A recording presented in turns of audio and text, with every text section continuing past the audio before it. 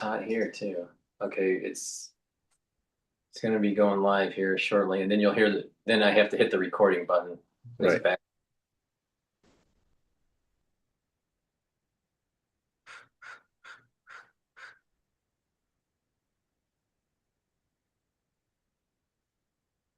Got some Peregrino sparkling water.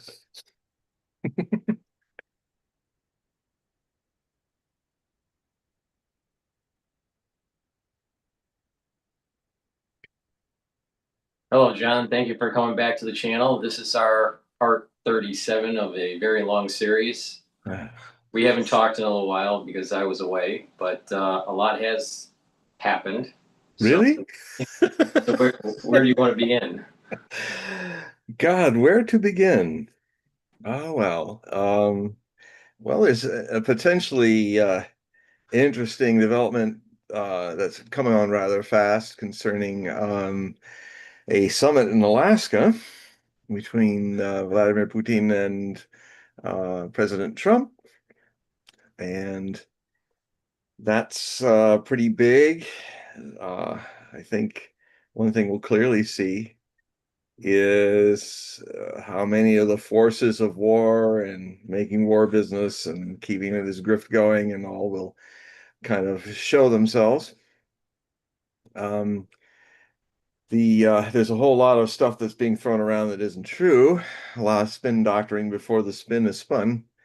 But I one thing I do like about it is the idea that it gives us, prophetically speaking, a very interesting idea of, and confirms to me that these two presidents, who 4.7 centuries ago were called by a royalist in the 16th century, the le roi de Aquilanaire, excuse my fractured French, but it means the Eagle Kings, meaning that Aquila in the poetry of Nostradamus and the pagan Romans was when the north winds came out of Aquila, that was always the mark of the time that winter was coming.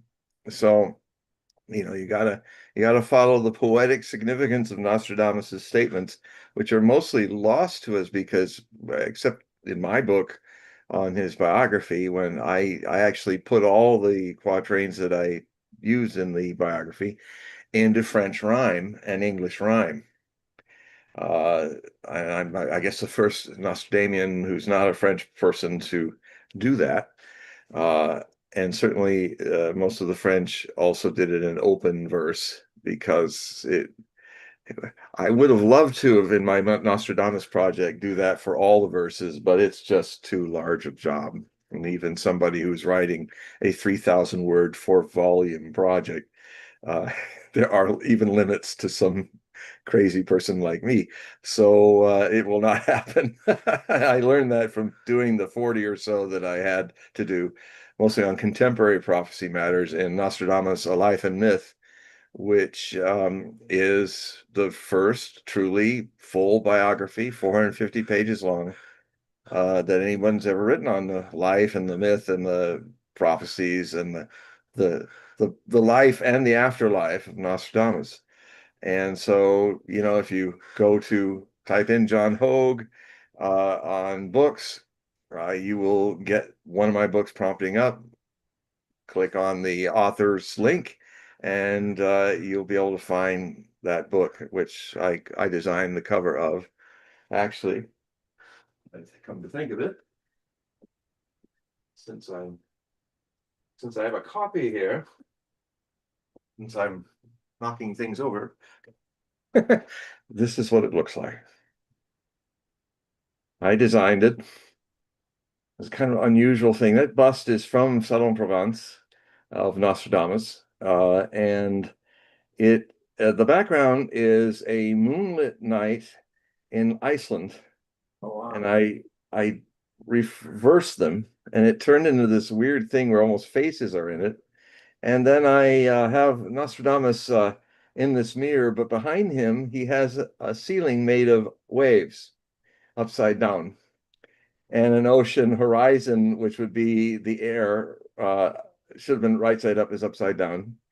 And so it just was the mood I was in to make it more watery than melancholic, which I think Nostradamus was more a melancholic prophet, although he had a lot of water. And so, yeah, this is the book, and this is a very nice copy you can get from Lulu, which I also have. But you can also get a really nice copy of it in physical form as well as ebook.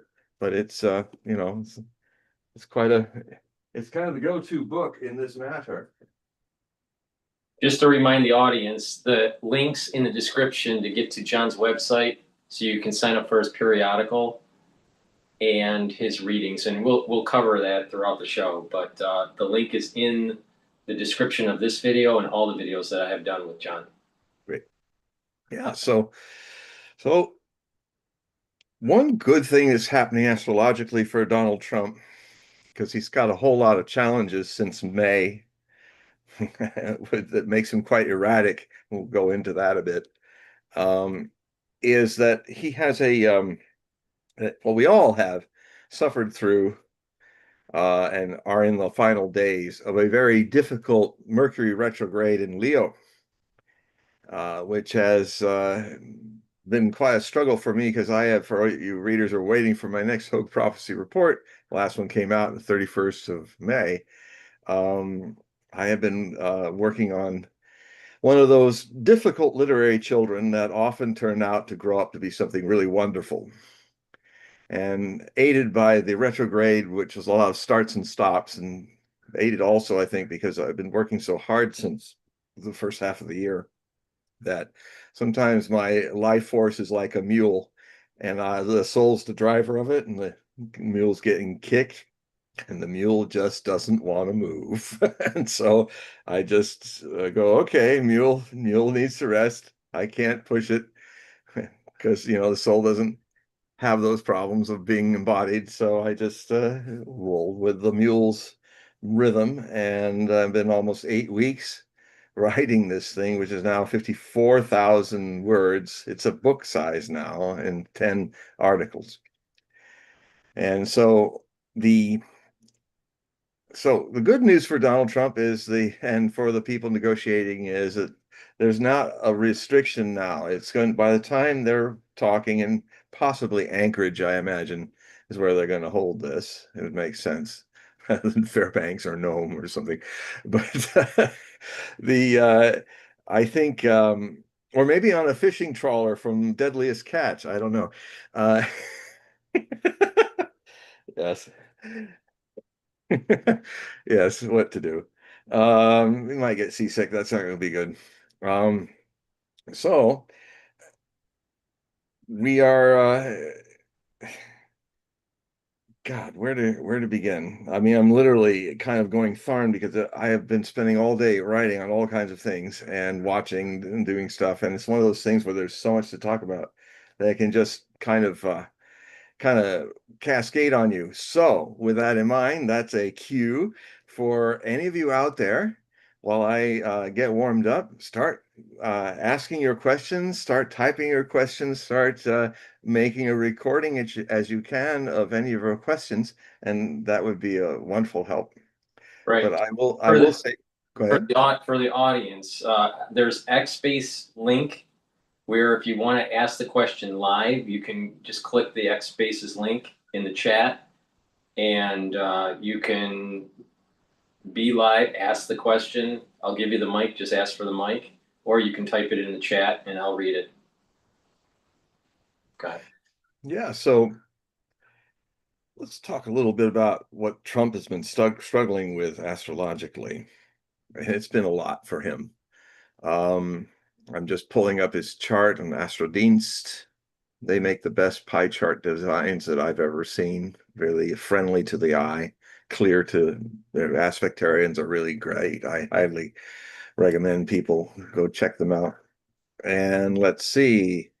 Um, I think since May, Trump has had a problem with Jupiter, and Jupiter has been flowing over his conjunction of which really defines him, as well as the opposition that either balances or polarizes him is his sun and Uranus and true north are all in Gemini, all conjoined. So they magnify each other. His essence is magnified by a natural proclivity to being unpredictable and contradictory, Uranus in and in a very intellectual sense because it's in Gemini. And his true north is also tied to all this, which is one of his three really lucky stars, if you will. He has in his chart, which is good for all of us and himself, an incredible luck. Like we saw it in the way he ended up going through all that lawfare, and he finally got through those trials. He gets shot twice. The other guy missed both, but the first guy clipped his ear. And if he had turned another way in another second, we would have not had this man be president. And then we would be dealing with the disaster that would be Kamala Harris, a woman with 19 trines that is a poster girl for anyone who has a whole lot of trines to have more balance in the chart, because too much of a good thing, like just good luck, everything comes easy to. She had that. I've never seen 19 trines in a person's chart before. And unfortunately, not enough squares to challenge her, not enough squares to get her attention, say, hey, look, Kamala, you got to look deeper. You got to respect, which means to look again what's going on and learn something here. And the other thing she had is all these people that were very powerful men that she was able to kind of get taken right up to one step to the presidency, but she was absolutely not qualified to be a president. Not had not earned it. And it's not her fault. It was like the trines just pushed her to the top. It's like the how to succeed in business without trying. That's kind of the trying dilemma. So Trump doesn't have that. Um, Trump has a lot of luck though, because he has some very powerful stuff that gets in the way. And one of the things he's had to suffer since May is this whole Jupiter's expansion or contraction planet. This Jupiter is your higher philosophy, your higher mind, your higher dreams. But when it's afflicted, it becomes, if you're a higher minded person, if you're an embracer of all humanity, you might become a bigot. You might become somebody who says, who's not very open, very narrow in their views, and that can also fluctuate if your Jupiter or is being afflicted, or you have a Jupiter transiting through your home sign of Gemini, which isn't very good for Gemini because that's where Jupiter is in its fall, its detriment. And so that means it's in the last sign in the zodiac that it feels comfortable transiting. So it's not surprising that Trump has had a rough time of late. I'm trying to see where I talk about his Jupiter.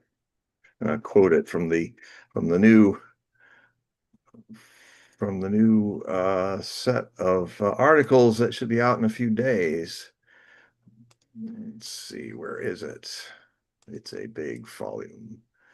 Yes. Okay. Yeah. In normal times, this Jupiter, um, this issue, just without Jupiter transiting over it and adding its fallingness to it, is to have this conjunction oppose your moon in Sagittarius, like it is in Trump. It brings out these kind of things. Because it's opposed Jupiter's sign, and that's why Jupiter's in its fall in Gemini, because it's now in the opposite wrong place, not happily ruling Sagittarius, but kind of at odds with it. So what I wrote, this was written in the fall of 2015 when I was uh, writing this book and seeing that Trump was going to most likely win the Republican nomination if he got through all these incredible hurdles. And if he did, he would have the best stars for winning. And it was a weird election because I also predicted that Hillary Clinton would win the popular vote, which in some would argue is if more people voted for you, then you should be the president. But then we have the system of the Electoral College, which I actually support in a way because it's if it was all popular vote, then the federal system would be dominated by California, New York, and like most other states. All the big states would have a say, and all the smaller states would not. So the whole idea of a Congress that votes through population of the House of Representatives, I think it's got its problems, but like anything in our government, it's a pretty good constitution, and it would be lovely if more people knew what was in it, and especially those people being the people that were elected. Um, anyway, so without the Jupiter, Trump has this problem, and with this opposition moon and Sun Uranus true north. And I wrote, spontaneity is a Gemini virtue, in opposition to Sagittarius, the archer. The Gemini shoots his mouth off, letting loose the arrow barb into his foot. It's Sagittarian emotion shot out of his mouth into the air, and he don't care where it falls. Fortunately for Trump, his Gemini sun harmoniously trines Jupiter in Libra in his natal chart. And that's the balancer and reconciler. And his Sagittarian moon is positively sextiled to Jupiter, his natal Jupiter. Um, for that reason, in moments of retrospective interviews taped after his verbal bombshells, Trump is able to smooth out and clarify his impulsive Sagittarian shots, cheap shots, many of them being. Facts consumed and overwhelmed by Trump's emotion-triggering blasts can render him also unpresidential material if incisive Gemini sun thinking can't win this tug of war with the vector of his insights, a choleric Sagittarian moon's impulsive emotive volleys of bile. You know, that's so what happened really bad in the last since May is that it has been in his Jupiter is transiting over these signs and made it pretty rough. But as he got into June, Jupiter moved into Gemini. And I think that, yeah, so in this case, let's see where I've got all that complicated stuff here. Yeah, it's the article is entitled the red line first line is the Godfarter Brain Report. President Don Corleone Trumpo will make Iran a peace offer it can't refuse. And so that goes into the astrology problem. It also goes into how his Truth Social statements are completely off the wall. And that's all exacerbated by this situation. So anyway, long story short, so don't get too much into the astrobabble. I mean, if you want that, it's in the article about it in detail. Is that being in Gemini, it is in a bad relationship with his Saturn. And let's see, Gemini, Cancer. Let's see if I can find it. It's much more interesting that way. Okay, here we go. That's how I'll find it.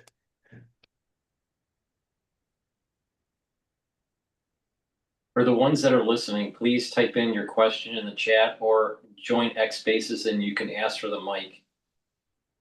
So in June, Jupiter entered Cancer, the sun sign of the United States at birth. So this is very not just about Trump, it's about all of us who are born and raised in this nation or become citizens of this nation, which was born under Cancer. And so it was a time for Trump to face reality, and it will come in Jupiter and Cancer because Saturn's about reality. So a lot of realities about the country, or a lot of realities that that don't match what he promised as president to do, well, all of those really came in spades in this time of June and into July. It really came into spades. And you notice the MAGA people started to go 80% against what he was doing. A lot of the people that enabled him in the media to get where he is, Joe Rogan, Tucker Carlson, um, he was starting to use that potty mouth against them. That trash talking against them. Oh, well, Tucker doesn't have a TV show. He's a kooky Tucker.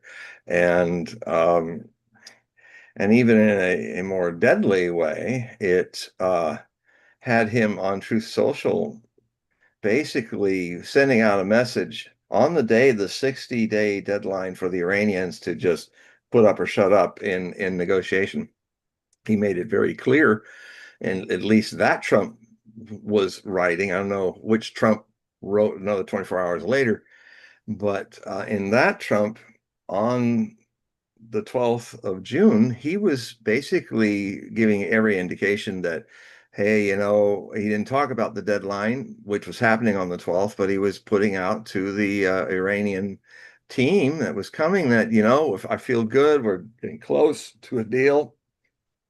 It was a lot of signs that nothing that he was in gung-ho to go forward with this. And so they were packing up and getting ready to go and be there in Istanbul and resume talks with Mr. Witkoff, Trump's go-to guy for that. And the following day, that is, and they never got to the airport. They were all murdered in their beds by U.S. and Israeli directed drones in this huge surprise attack that happened on Friday the 13th of this year of 2025. This decapitation attempt to try to take out the Iranian leadership, its generals, its council of Ayatollahs, and in the midst of all that, they took out all of the people that were going to talk to Witkoff were murdered by, like many of the other people that were killed. They were killed by drones that were secretly put into Iran in a similar way that drones at the end of May had been surreptitiously brought in through trucks and released in in the in an attempt to raid 5 Russian strategic bomber bases, even in Siberia, all across the 12 zones of Russia. And only 2, the drones successfully flew out. And rather than destroying 30% of the strategic bomb wing of the nuclear triad, the Ukrainians, who, by the way, had a lot of help from the Israeli computer whacks, the computer people, had a lot of help in creating that system. Ukraine and Israel's Mossad and their technologies have been very closely aligned. And I don't think it's a coincidence that there's a lot of similarities between the strike on the 31st on the strategic bombers of Russia and the strike on Friday the 13th, not that much longer later. And the other thing, too, about that drone bombing, you probably don't hear this in the mainstream news that much, but they almost killed Putin. They almost killed the Russian president. He was coming into Kursk on his presidential helicopter, and they had the maneuver out of the way. A whole swarm of suicide drones were coming right at him. They knew he was coming in. They were going to try to kill the president of Russia. And, not long after that, 13 or so days later, they tried to kill the same technologies that were used in Ukraine were used by Israel and its spies inside Iran to attempt assassination of the Ayatollah, the Supreme Ayatollah, many of his generals, all of that, and even the democratically elected prime minister or president, that is, Peshkashtian, I think is his name. He was wounded. And they were having a meeting. The cabinet was meeting, and that's when these drones started coming in, and the missiles started coming in from Israel, fired off over Iranian airspace. And a lot of these drones actually went out and took out a lot of the anti-aircraft missile systems in the central hub of the Iranian missile defense system.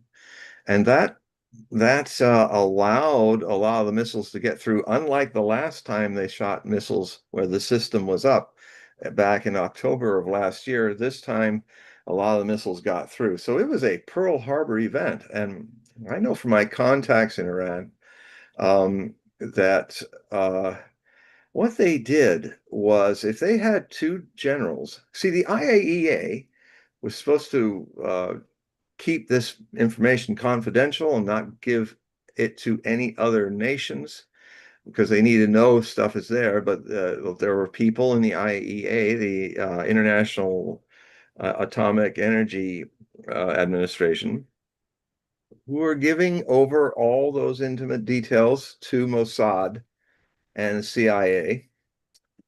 And with that information, and with everybody kind of letting their guard down, because it looks like Trump was really gung-ho about going to negotiate, even though the 60 days had passed, deadline had passed. A lot of those people, because the attack started in the middle of the night, after midnight Iranian time, and they didn't just selectively kill the scientists. They selectively took down the building where the two scientists and their extended families and maybe 20, 30 other families around them lived. Killed them in their sleep, men, women, and children, just to get two scientists. And they did similar attacks, taking down buildings in Tehran where generals were and other people of interest. And they didn't give a damn about all the innocent civilians that were going to die in the process.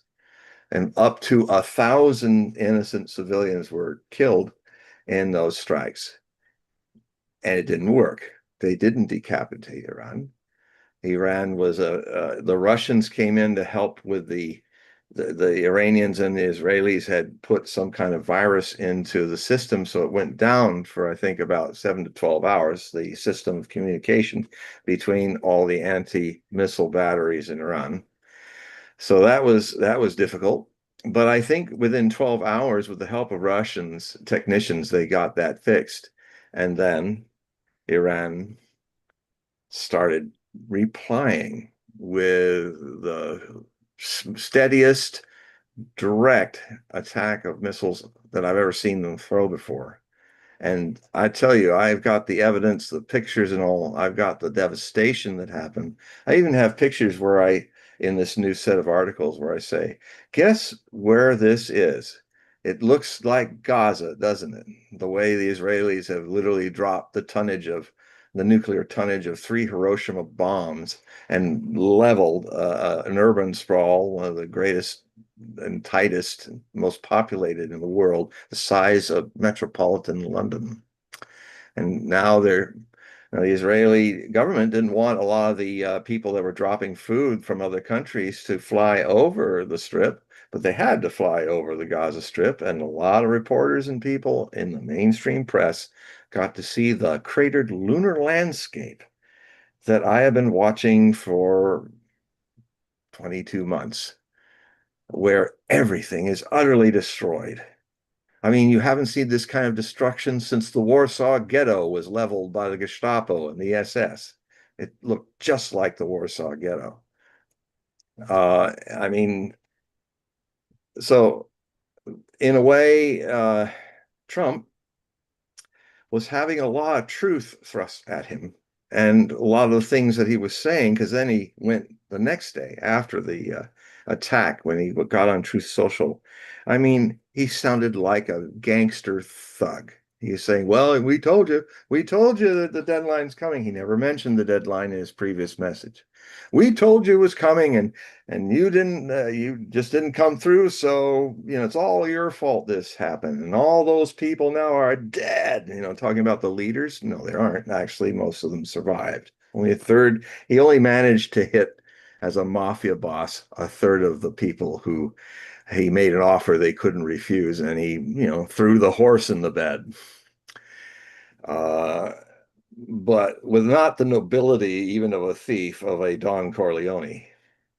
So it was disgusting. But this is the kind of stuff that comes out in this kind of issue when your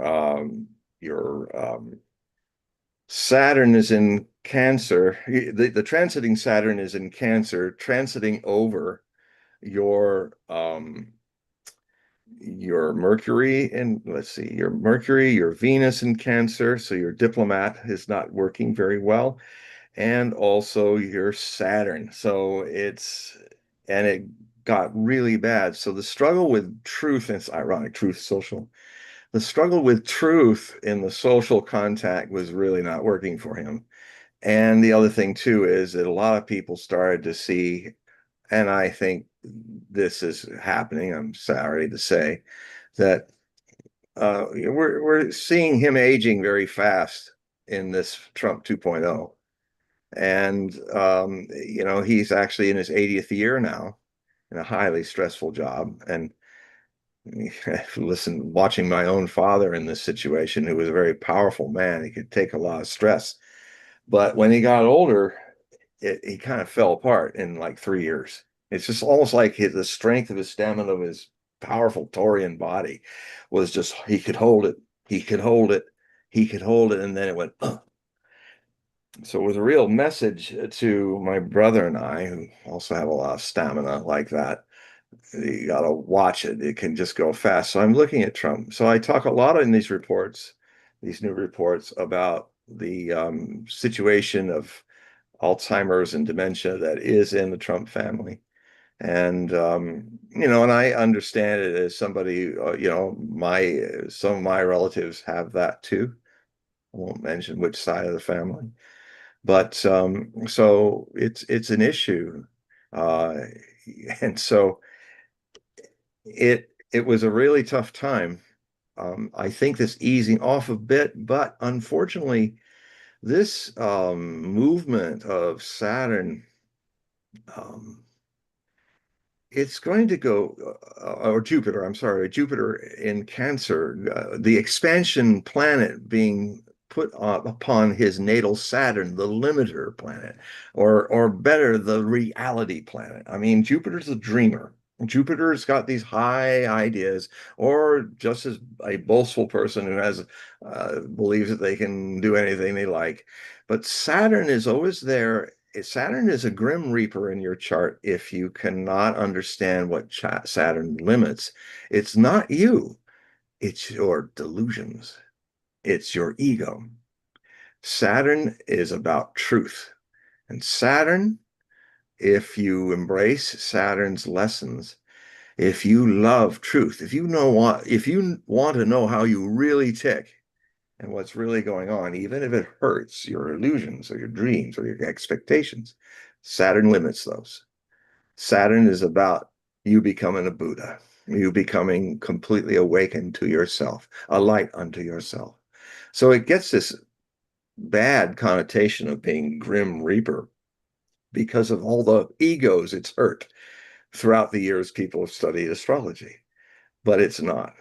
Um, Saturn, I had to get to be friends with my Saturn in the 12th house in Scorpio, conjoined my Venus and the ascendant in Scorpio, with my sun a little off from all that and all in the 12th house. And all that ascendant was squared my midheaven, my Jupiter, and my Leo exalted in the midheaven in Leo. And so that I have, if you go on, because I'm enough of a celebrity, I guess, to be posted there. If you go on astro.com, you can see my chart, my birth chart. It's there. Just type in John Hogue birth chart, and so my celebrity got me on there. And it's an unusual chart. There's really no trines in it. So I have the opposite that poor Kamala has. I have no trines. If you throw some more of the rocks that I don't usually use, the asteroid stuff, uh, you might get a trine. But in the real meat of what really rules your potentials of your body mind vehicle, I have no trines at all. So I had to make friends with my squares, my oppositions, and learn that they can be really good friends if you're coming here to grow. If you're coming here to grow, they're beautiful. And I came here to do a lot of growing, it seems, from my chart. So We do has have, anybody showed up? yeah, we have a couple questions here. One Good. is, what's your opinion about the economy? That they're making a statement where the economy seems to be doing well in the media, but anecdotally, there is a lot of people that are saying that the economy, especially for their household, is not doing so well. So, do you think that the economy in the United States is going to falter in this year or into 2026? Well, it faltered in 2008 and ever since has been misnamed the Great Recession, just like 1929 to 1931, 32. They also called that the Great Recession. They never called it the Great Depression throughout the entire span of the Great Depression. It only got that terminology after the arsenal of democracy had brought the U.S. economy, which despite it was in a depression, I mean, it would be like China today if China went into a deep depression, but it would still be struggling and probably making more out of it and making stuff, even though a lot of people are out of work and all, just like America's economy was. But as soon as America got a chance with the war to become this arsenal of democracy, it exploded because it was the big, like China is today, it was the biggest economy in the world during that time. But um, what I see is I have in 2008, that's when this Great Depression started. And there's been a lot of kabuki and a lot of stuff to kind of put as much lipstick on that pig as they can. And there's also been a lot of attempts to, rather than bring in the deficit spending, to actually deficit spend even more. That's why we're now at 37 trillion in the public debt. How can 37 trillion dollars be a good economy? Now it could be a cancer-ridden economy that's strong, has a lot of strength and potentials, like my father, I can do anything, and then it all went down.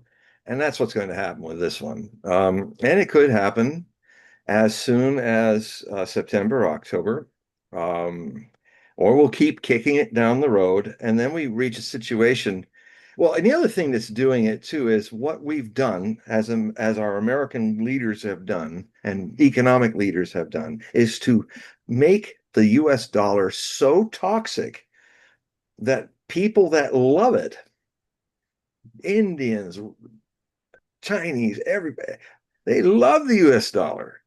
But we have made it so weaponized that the whole world's turning from it. And that means this whole idea of we unloading our deficit, our bills onto other nations through our dollar, if nobody's using it anymore, you got to pay it all up, baby. And go ahead. We do have someone that's on the microphone. Maybe they Ah, want to ask their question live here. Bari, if you want to unmic, if you want to turn on your mic and you can ask your question. Hi. Okay. Hi everyone. John here. hi, Barry. Uh, it's so nice. First, it's so nice to talk to you because it's like it's bringing some sanity. It's such insane word to see Trump, and you're bringing some sanity. Everything you're saying about Iran. And so, one question is, you are predicting that he's going to go back and start this war. Excuse me, can you turn Iran. up Paul? Can you turn up the volume? It's hard Yeah, to hear him. yeah, go ahead. Try Go ahead, Barry. Okay. So first, it's just so nice to talk because you're bringing some sanity here. It's like it's such an insane word, and you're bringing some sanity. Thank you. And So the question is, you're predicting that he's going to go back to war against Iran. But there are not many signs. There are just one sign where he sometimes he talks that he would go back. And the other question is, what other kind of deal do you think that Putin and Trump are going to make in Alaska? Do you think there will be territorial concessions? Well, I'll do the second one first. I think this is the start of a process. If it doesn't blow up, if you know, if the next day after Trump is all lovey-dovey about it all, and then suddenly he's somebody else, and that is all against it, or you know, unfortunately, Trump has a pattern that he usually in these negotiations, oh, it's really great, everything's fine, and then he goes back home and he has certain trolls in his cabinet, neocons, and he even plays with one, Lindsey Graham, plays golf with him, and then he eventually goes back to them. And so that is a high potential, especially with this astrology that's going on with him, with his Cancer Jupiter, Cancer Saturn being transited back and forth all the way in retrograde direct motion, This will go through, he's going to go through this problem through January. I mean, his outer planets are slow. So he's, if ever between now and January, if ever he were to do something or act in a way that would end his presidency, this is the window for it. And at the same time, it's also time where we're having very important things coming up, and the angels of his spirit on this shoulder say, yeah, go, let's not just make this process that we're having with the Russians just about Ukraine, but let us make it a restoration of two superpower relationships that, well, let us reestablish, as the Russians were talking about, and Trump seemed to be amenable to it, of taking all the damage that Obama and Biden did to literally destroy the diplomatic missions that Russia had in America. And therefore, similarly, the Russians responded by telling everybody to go home too.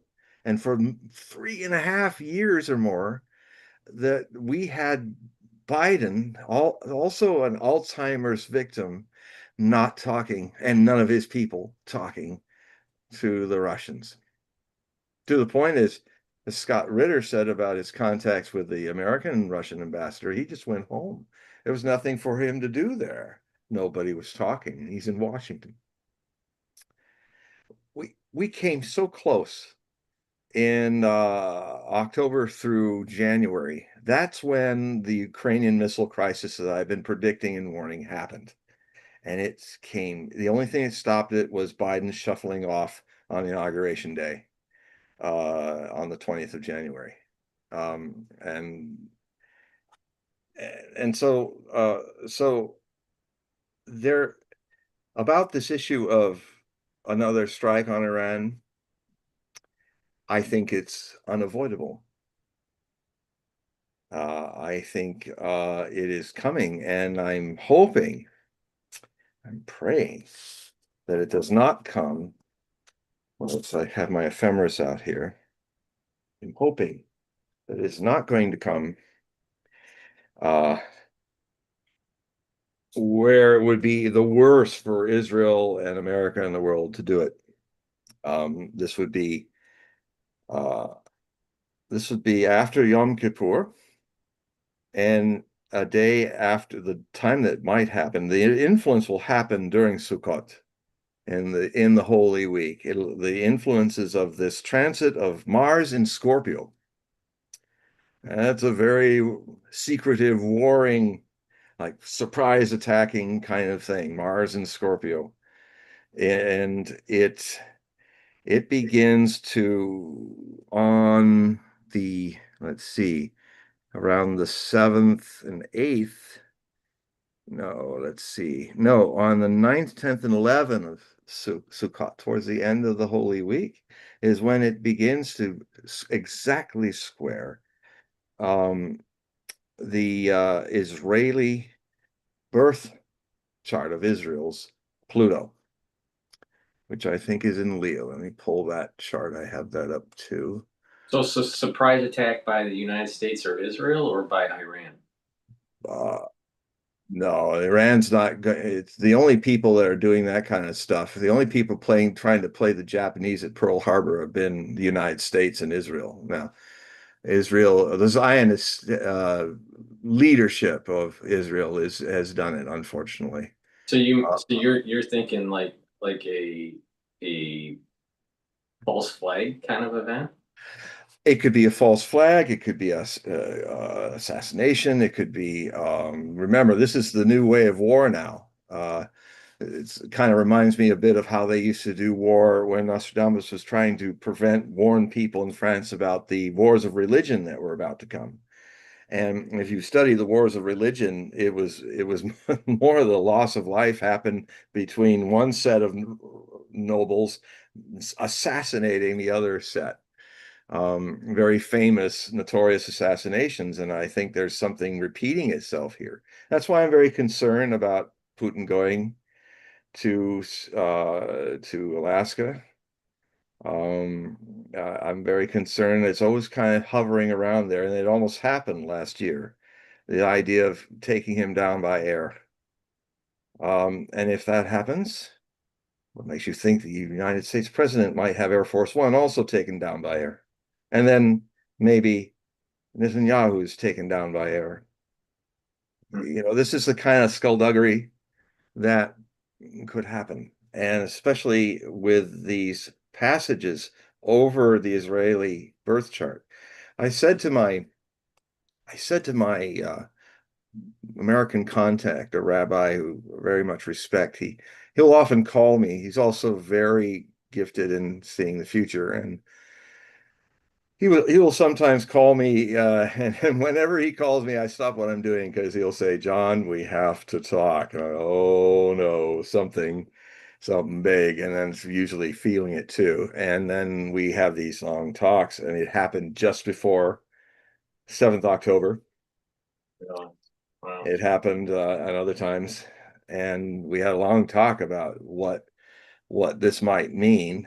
Of course, he was coming from a Torah Jewish point of view, which is often against what the Israeli state has done. They contend that this was not the way Israelis and Jews were supposed to come back to the Holy Land.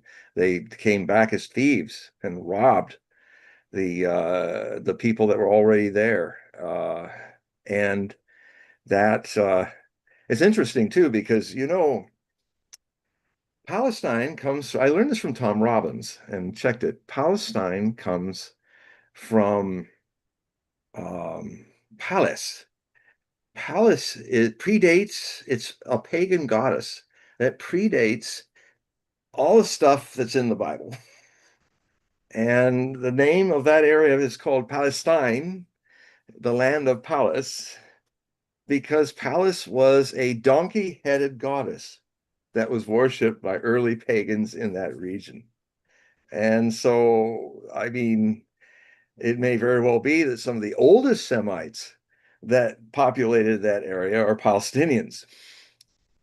And in these next set of articles, it goes deep into prophecy, deep into all this stuff, and then I had to transcribe a section from Kim Iverson on the Kim Iverson show. She did a remarkable overview of how Abraham's seed, and I've been talking about this a lot too. So it was amazing. I said, "Oh, I got to put her thing in this, and then put all my stuff to support it or adjust it, inserted." So it's one of the longest articles in this, but it's amazing. It pulls you right in because Kim, and I also have the link so you can hear how she says it on the show. It's really, I didn't know that she had such a length and breadth of kind of scriptural knowledge, prophecy knowledge. And so, but it's, it's going to be a really rough time for Trump and truth, and he's going to be more erratic in the next several months than he's ever been. through the year to the new year. He's going to have his moments of brilliance too, because he has that. Definitely has that. But man, it's really about who he listens to and who kind of knows how to psychically control him. Because it's one of the, I said before he was ever a president, I said this chart has a lot of amazing things in it, but it also has a sign of a wide open channel that will clearly, the deep state people will recognize that they might not give it a psychic connotation that I do. It says, oh, we can manipulate that guy. We just have to kiss his bum and just tickle his vanity. And then we'll say, oh, by the way, Mr. Trump, this and that. Now, I've been listening to him a lot. I've noticed that when he's listening, there are some people around him that are telling him the truth. And one of them is J.D. Vance, and the other is Tulsi Gabbard. And J.D. Vance is a friend of a lawyer that has worked with Trump in the past. Often comes Barnes is his name, from Chattanooga. I can't think of his first name at the moment, but he is a amazing man. He comes on the Duran with Alexander Mercouris and Alex Christoforou. Hey, you guys, if you've never seen these people, watch them. They are among the best people, logical, reasonable, knowledgeable. There are a couple of cynical Greeks, and I mean that in the true meaning of cynic, which is somebody who is really looking for the truth and will tear anything down that looks like it isn't quite truthful. It's not a lot of people make the mistake of thinking a cynic is a nihilist. One of the great mystics of Greece, Diogenes, was not a nihilist. He was a true cynic in the true Greek tradition. And Alexander Mercouris, who's actually I think he's the grandson of Melina Mercouri, who was a great Greek actress who also became a very important, influential politician in Greek work. And you can see the resemblance. And he used to, when he was younger, he used to write her speeches for her. And probably everybody knows her from the song in the movie where she sings, never on a Sunday or Monday or Tuesday, da da da dee, da da. She has a kind of mannish voice, so I can get away with it. Da dee da dee da, da dee da dee da. It's a very famous Greek movie. Made her a star in the 60s, early 60s. So back to this question of Barry. I think we're in for some quite whirlwind times,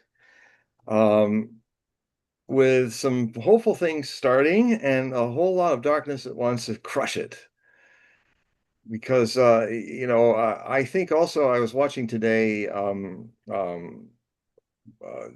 of my sources who's in Thailand is an American, is Brian Berletic, also somebody to check out.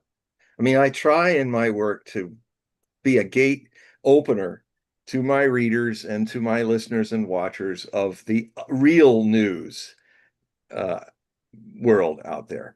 And some of it's coming into Trump. I can see it through Robert Barnes, it's coming because J.D. Vance takes it, and it's going to Trump's son, Don Jr., who is kind of his ersatz or special political advisor.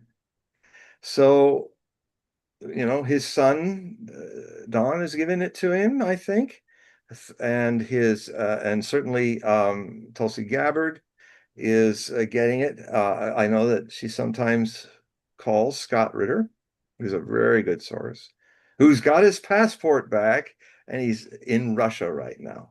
You know, they came in with an army of FBI people, tore up his house, grabbed everything, and took his passport. Or that was actually taken when he was getting on the jet. And then they came later to do the scare tactic. So one day he had this interesting thing he did. He said, "Well, I think since my passport was stolen, and I just put the note by U.S. police that didn't give me a receipt, um, I want to reapply again." And this time he said, "Oh, sure, fine." There it is. He got his passport. So he's now trying to do, now he's a guy, this is happening in alternative media. There are people, he's got the bravery to go over and be involved with like-minded Russians who understand that Americans and Russians are really very much alike. And that if all that Cold War BS, which is over, would just go to the side, and all the dumb Russian jokes and all that. And if you actually, and you know, you can get on all these vloggers that are all over Russia and all types and shades, and you can, if you use the internet to just scour around, for instance, if you want a vlogger to say, okay, how bad is Moscow? Is it, oh, is that beautiful, or are there some bad places? Just like in our places, well, watch Ellie from Russia. She with some guys with her, she went into the nastiest parts of Moscow. Or there's Agent Nesty. She doesn't like Putin, but she's very funny and she's got some a lot of interesting insights. So you can, if you work the internet, rather than the internet shutting you down and turning you into a drone of your own identity attachments, you're going to you can alchemize that around and enlighten yourself with the internet. If you just know how to make it program it by you're pushing this and that, the algorithms open the world to you because they're dumb. They don't know, because they're built to, oh, he always likes to eat cranberries, so we'll just keep showing him beautiful stuff about cranberries and giving new cranberry things. Oh, he is a MAGA person, so we'll only give him stuff about MAGA, or worse in a lot of ways. A lot of the blue meanie Democrat people are always just reinforcing their own false narrative, as happens in all political sides. And the algorithm will say, we love you to be put into your own invisible brick mortar psychic prison. And so, yeah, so that's so that kind of stuff is needed. You can use this internet to actually enlighten yourself as much as the internet is usually used to make you an idiot, a dumb, limited idiot who only is never challenged by anybody. So you're a spoiled child in a man's or a woman's body, because you always get everything you want and you become a brat at an advanced age. I mean, this is sort of what is happening with Trump. He is kind of surrounded in a world that he's kind of made, where he's got such insecurities. He's actually a very frightened, insecure man. You always know when somebody's saying, I'm the best and all that. When you see a man who really is strong, a man leader like Putin, he doesn't say, hey, look at this, I'm this way and you better do. He's just very quiet. He comes in there. And it's like you can look at it in some of the things, when the Hamburg time when they met in 2017, and I think in 2018, when last time they met in Helsinki, just watch the body language. I mean, it was Scott Ritter that turned me on to that. I mean, you just watch the body language when they're coming out. Like he was ready, oh, I'm going to yell at him. I'm going to say I'm going to bomb the crap out of Moscow if he doesn't. He never said that. It's all braggadocious. It didn't happen. But anyway, when they come out, Putin, legs spread, relaxed. He's just there in a silent command that needs no boasting. And here's Donald kind of like, oh, he's like the puppy dog. So And I'm sure that given his astrology, whatever hit was veiled in whatever he said was done with utmost politeness and respect. But the good news is the two of them have very good astrology connections. But also, Trump has very good astrology connections for all the wrong reasons with another, I think he's, with Netanyahu. So, it's, I think I think, I hope not. I say these things so that they don't happen, but I tell you, October, especially with this Iran Israel situation, especially with Mars, god of war, in square with Pluto, in opposition with the Israeli state's true north node. So it doesn't navigate very well where its North Star is, and what surprise it might do next. Then right after that, at the end of Sukkot, it squares, Mars in Scorpio squares Saturn in the Israeli chart in Leo, just as it was squaring and still squaring Pluto, which is the world stage. How do you act as a nation, Israel, on the world stage? How does the world stage respond or react to you? Well, it's tough because it's in a square, so it's a challenge. It means that the whole world is not maybe going to be with you on this. And all your old ways of hiding behind the Holocaust doesn't work anymore when you are committing a Holocaust. And it's even worse because it was Germans, which is terrible enough, killing Semitic peoples, the Jews, but now it's you're Semitic. You are killing, and then you'll notice this, and I talk about this in the show. Have you ever noticed that whenever you're called an anti-Semite for going against the Zionist grain, there's an invisible assumption that's made. And especially now, because every day, I mean, the things I predicted a year ago are happening. You know, the systematic starvation, I said that will be the ultimate weapon that they would commit on the Palestinians, and they're doing it. And I tell you, it's not 50,000, 60,000. Put another zero on, a couple zeros on that. There are already 600,000 dead people. The 2.3 million people have been reduced now to 1.7, 1.6 million.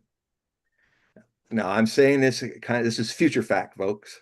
I'm saying this, but remember it, because unfortunately, time catches up with the future, and this stuff is happening.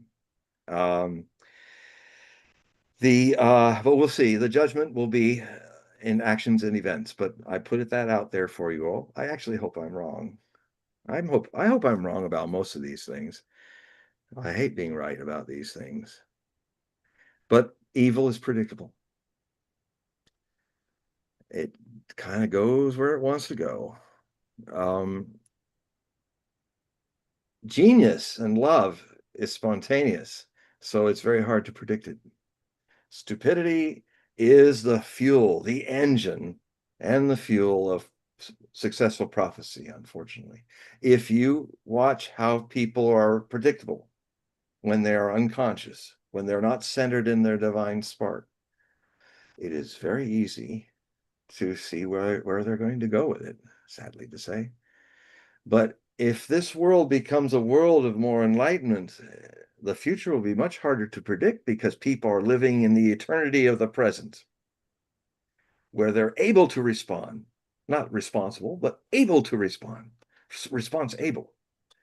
And that I hope, when I look into the future and see how dated prophecies dwindle in the 21st century and then seem to disappear after 3797 AD is the only dated.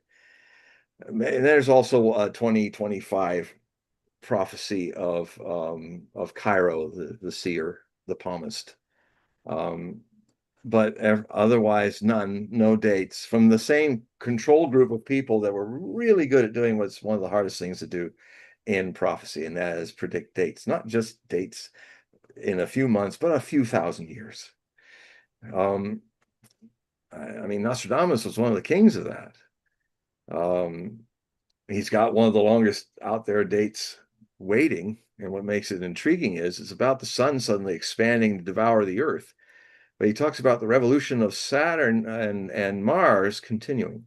So the orbit of Mars, so the sun doesn't expand as a red giant out beyond much farther than at or a little beyond the Earth's orbit, because he says the Earth would be completely consumed.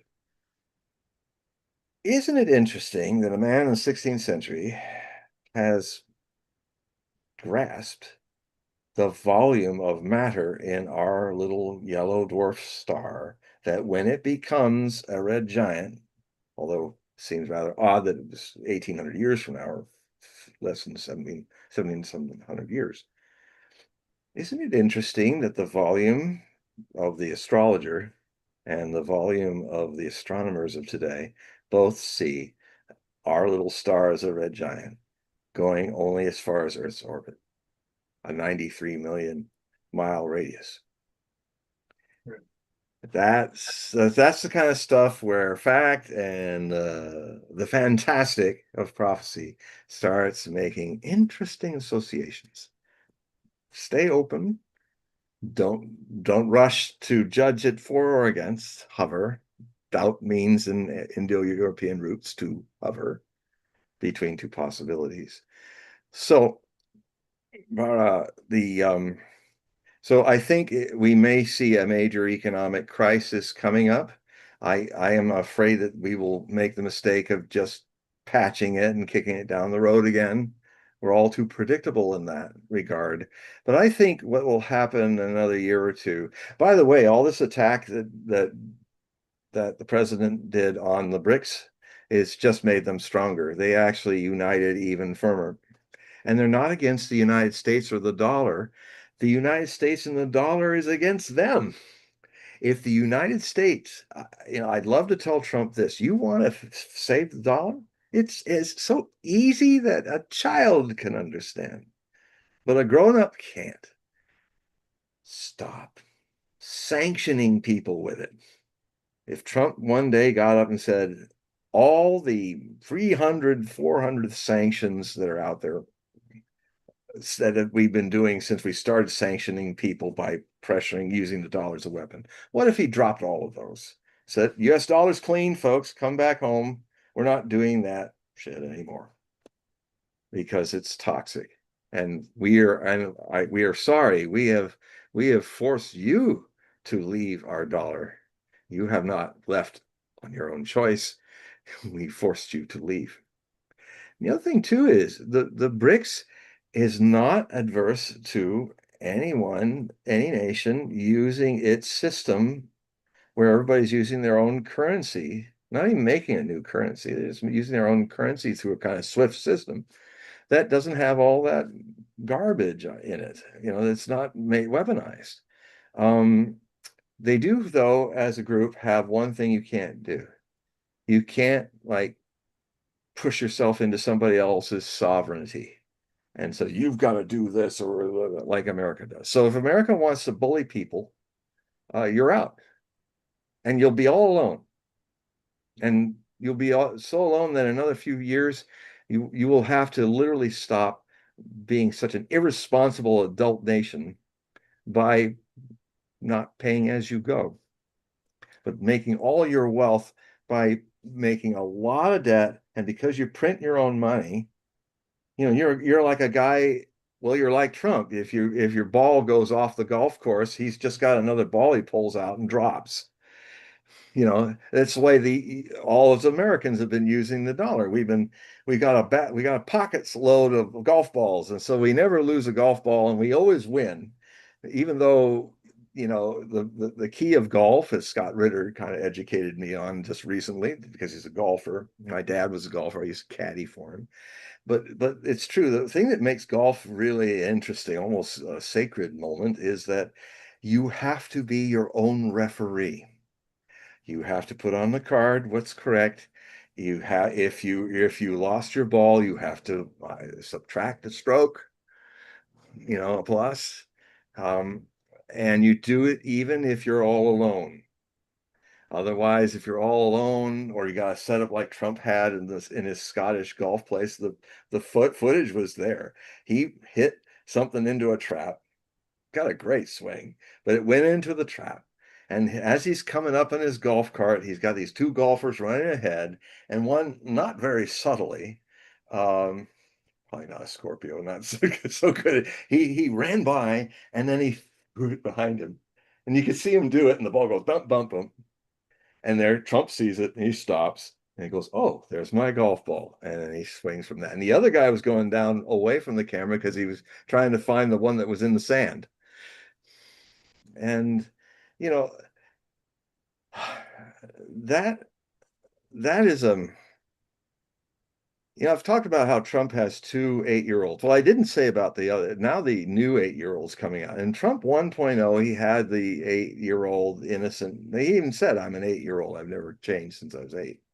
And that innocent 8-year-old, precocious, but he would say a lot of truth, like looking at Jeb Bush when he got skin and bones so he could look pretty in the debates, but he was so starved of calories he couldn't even think twice, think straight. And just Trump looked him up and down and said, "You have no energy." That's how an innocent child is wise. But unfortunately, in this new struggle he's having, and maybe also with dotage, getting old, he's he's he's now got this really nasty 8-year-old coming out, a bully, very nasty. But I sometimes hope, and I say this in a passage in these news articles, I hope that even a bullying 8-year-old, if that's all that's inside Trump a lot of the time, even a bullying 8-year-old doesn't want to die, wants to live forever, wants at least not have a world be destroyed. So even that nasty 8-year-old might kind of go, let's not take that last step. In a way, that's the beauty of being a bully wimp. There's a good side to cowardice. It can be intelligence. You go just so far with your bully trip, and then if you have a little sense, you kind of, I don't think I'm going to cross that one dare more, and you back off from starting World War III. So that's also possible. I have a question, John.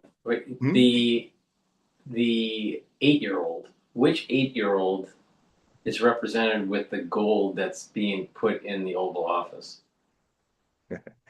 That's his Leo rising. A lot of Leos like to surround themselves with gold. You ever notice that there's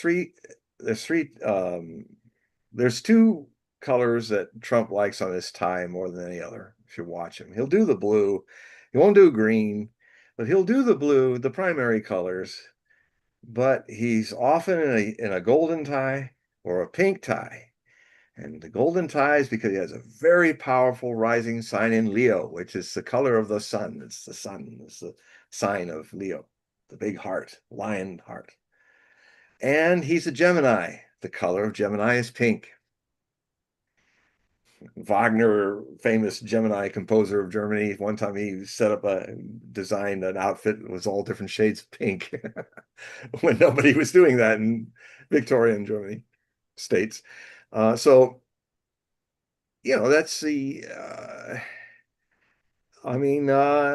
love gold, but I can't afford gold leaf. But I have a lot of Leo in my chart, even though I'm a double Scorpio.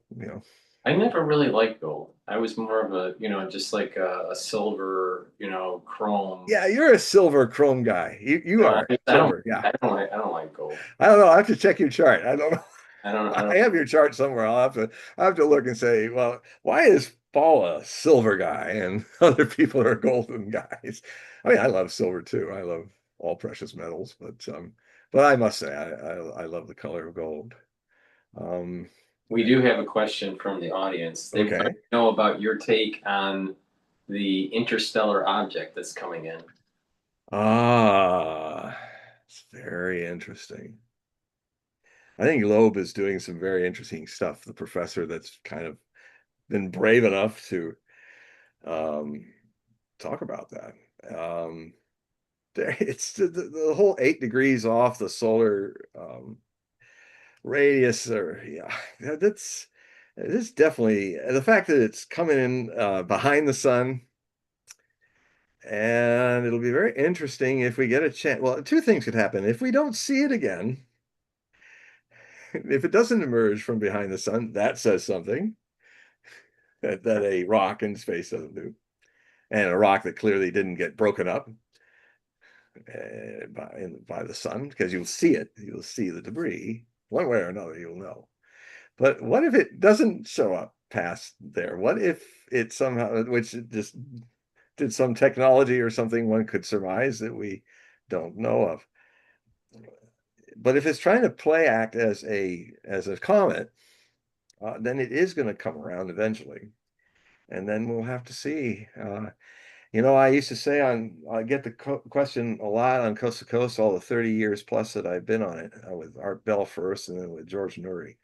But it always comes up, and I've often thought that the 2020s would be sometime in the 2020s we would have some situation where it's just clear to any skeptic, cynic, or blind believer that something's going on. And I think when the first one cascaded, oh mau mau, like the song, Papa ooh mau mau. Anyway, and it cascaded through. That was interesting. But this one's coming more like as if it has intent, which reminds me of a story. It's going to be a spoiler alert for anyone who hasn't read On the Beach by Neville Shute. Great book. He's English, but he wrote it when he was a citizen of Australia in 1957. It's one of the best doomsday war books ever written. And it also was made into an incredible movie with Fred Astaire playing a serious character who's really good. Actually, he was playing the character that Neville Foote would be, because he was an engineer and he loved to speed race as a hobby. And there's a scene where I probably shouldn't tell any of this. I'm sorry to be a buzzkiller here, but it's such a wonderful book. I just read On the Beach, watch the movie On the Beach with Fred Astaire. It also had Ava Gardner, and it had an unusual cast, all kind of playing out of character. And it also had the guy who played Psycho. He plays an Australian officer. Not at all like Psycho, and it has a haunting way of the theme of the score that comes up all the time is based on the story that's one of the most loved songs in Australia, Waltzing Matilda. And it's kind of the story about there's a guy out there, and he's probably escaping from the law. He's in the outback, and they catch up with him, and he becomes a ghost in the billabong. And it's the song Waltzing Matilda, Waltzing Matilda, you'll come a waltzing Matilda with me. And he sang as he watched, as he do the billabong, you'll come a waltzing Matilda with me. And it's a wonderful song. It's beautiful and it's kind of sad. And the way they use it as a swan song for humanity, I will say this much. This book is about if humanity is going to die, be a kind of humanity, if it cannot stop it from happening, that will die with courage and nobility. And that's all I'll hint. It's very powerful that way. And it's, I think, one of the best anti-nuclear war films ever made. Right up there with The Day After and Threads. Day After was really good. Yeah, and Threads was even they both came out around the same time. Watch Threads because it has a nuclear winter in it. And it's actually even more shocking than Day After, which is saying something. I mean, that scene with skeletonized people is just like, my God. I don't seen Threads. But that movie day after Reagan came on, the first time it was shown on TV, and even Ronald Reagan was using it as a way to, yeah, let's talk more with the Russians. And because, when that came out, the Russians, the Soviets, and the United States had created 72,000 nuclear bombs. And I tell you something, if New START is left to run out of time in February of next year, now Trump's been kind of Gemini with it. He says, well, maybe we should, maybe we shouldn't renew it. I have a little message for him and for all of you. Vladimir Putin tried to get when he was talking to George Bush and created the Strategic Arms Reduction Treaty. He had to compromise in a way he didn't want, because otherwise Bush would not sign on to it. What Vladimir Putin, for the sake of humanity, all of you out there, is he said to Bush that, well, I think we shouldn't just destroy the rockets. We should also destroy the warheads, because what would happen if it ran out and people wanted to start making more rockets? He said, no, we want to store, Bush said, we want to store all of our warheads. Our way of thinking is that if we destroy the missiles so they can just sit there. But Putin was right. He was saying, well, if you don't destroy the warheads, someday you'll put rockets on them again. And guess what? New START, the addendum to it, if it goes out of being in existence, if the time runs out, it will not be renewed. On that stroke of midnight, you're all done with it. You have to start from scratch. And that took years to create. And what will happen within the next few weeks is that all the warheads that Americans and Russians have, they have room to put more MIRVs on the warhead. That means more warheads. And what we've done to reduce it is we have more multiple nuclear missile-like bombs that independently fly once they come out of the ICBM and destroy whole cities. You can have what will happen just after that in February will be that where we only have 1,500 active nuclear weapons, or 1,700 for the Russians, 1,500 for us, I think. Within a week, it'll be 5,000, 8,000. All those warheads are still packed somewhere from the 80s. And we could, within a few months, get right back to 72,000 where I grew up in that, where if there was a nuclear war and it all was launched, it would destroy life on this planet 8 times over. That's what's hovering over us. And I grew up in the Cold War, but a lot of you have not. We used to literally spend decades, it was under the current, but always feeling like the sword of Damocles was hanging on a thread. And often you wake up in the morning and think, oh, we're still here. We had an understanding of the frailty of our life with all these nuclear weapons, how a mistake could light them off. And we had so many. And I was starting to feel like, isn't it great that we're starting to reduce all that? Now we can't destroy the world several times over. Maybe we can't even destroy it one time over with the number we have. But if that thing ends, and if we don't renew it, welcome to my world when I was growing up in, everybody. And we're also creating it because the intermediate INF Trump banned out of the blue with no reason, except he was pushed by neocons and stuff to do it. He banned the JCPOA. He just walked out of it, and then that's why we're having a war with Israel and Iran. He's the guy that he's also the guy who said he didn't. This is Biden's war. Most of the Iranian training and expansion of the Iranian military happened on his watch with his pen. So, I mean, the man doesn't remember very well, even when his brain was fully functional. It is his war.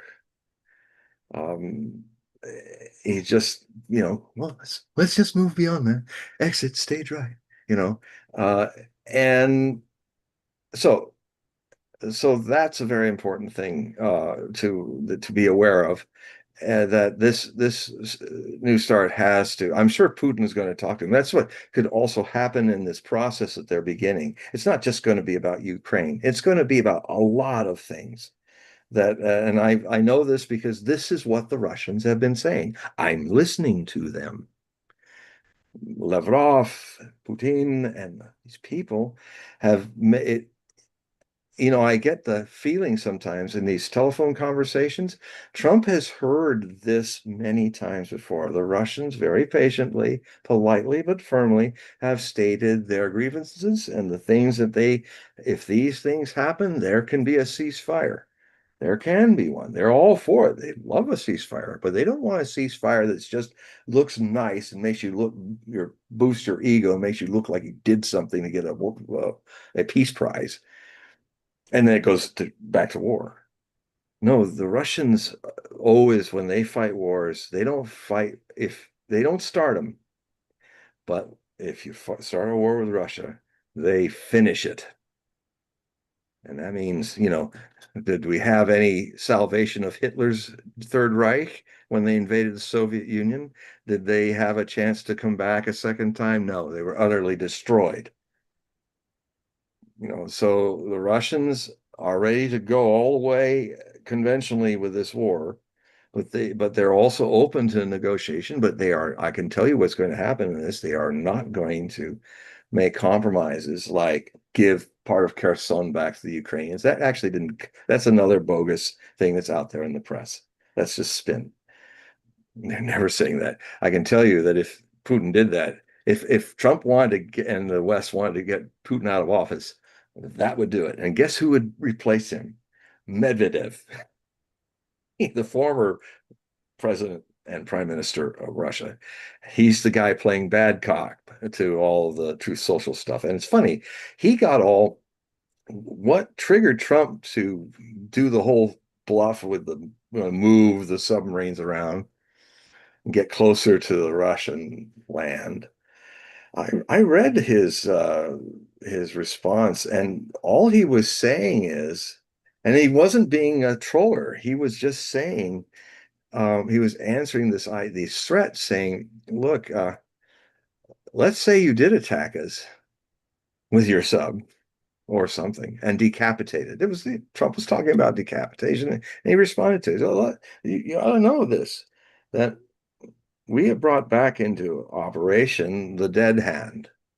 And what that is that if Moscow is turned into a melting pool of radioactive lava, the seismic indicators, radiation indicators, blast indicators would immediately see a set of several missiles, a number of missiles, we don't know how many, that are not weapons. They are radio receivers. And what they would do, as soon as they're in the air, they would be broadcasting a whole new set of codes to all the submarines underwater, to all the ICBMs, to all the mobile ICBM launchers and intermediate range missiles. And basically, it would be a complete attack on the United States. So, yeah, you can kill Putin and everybody in Moscow, and you're all dead in 30 minutes.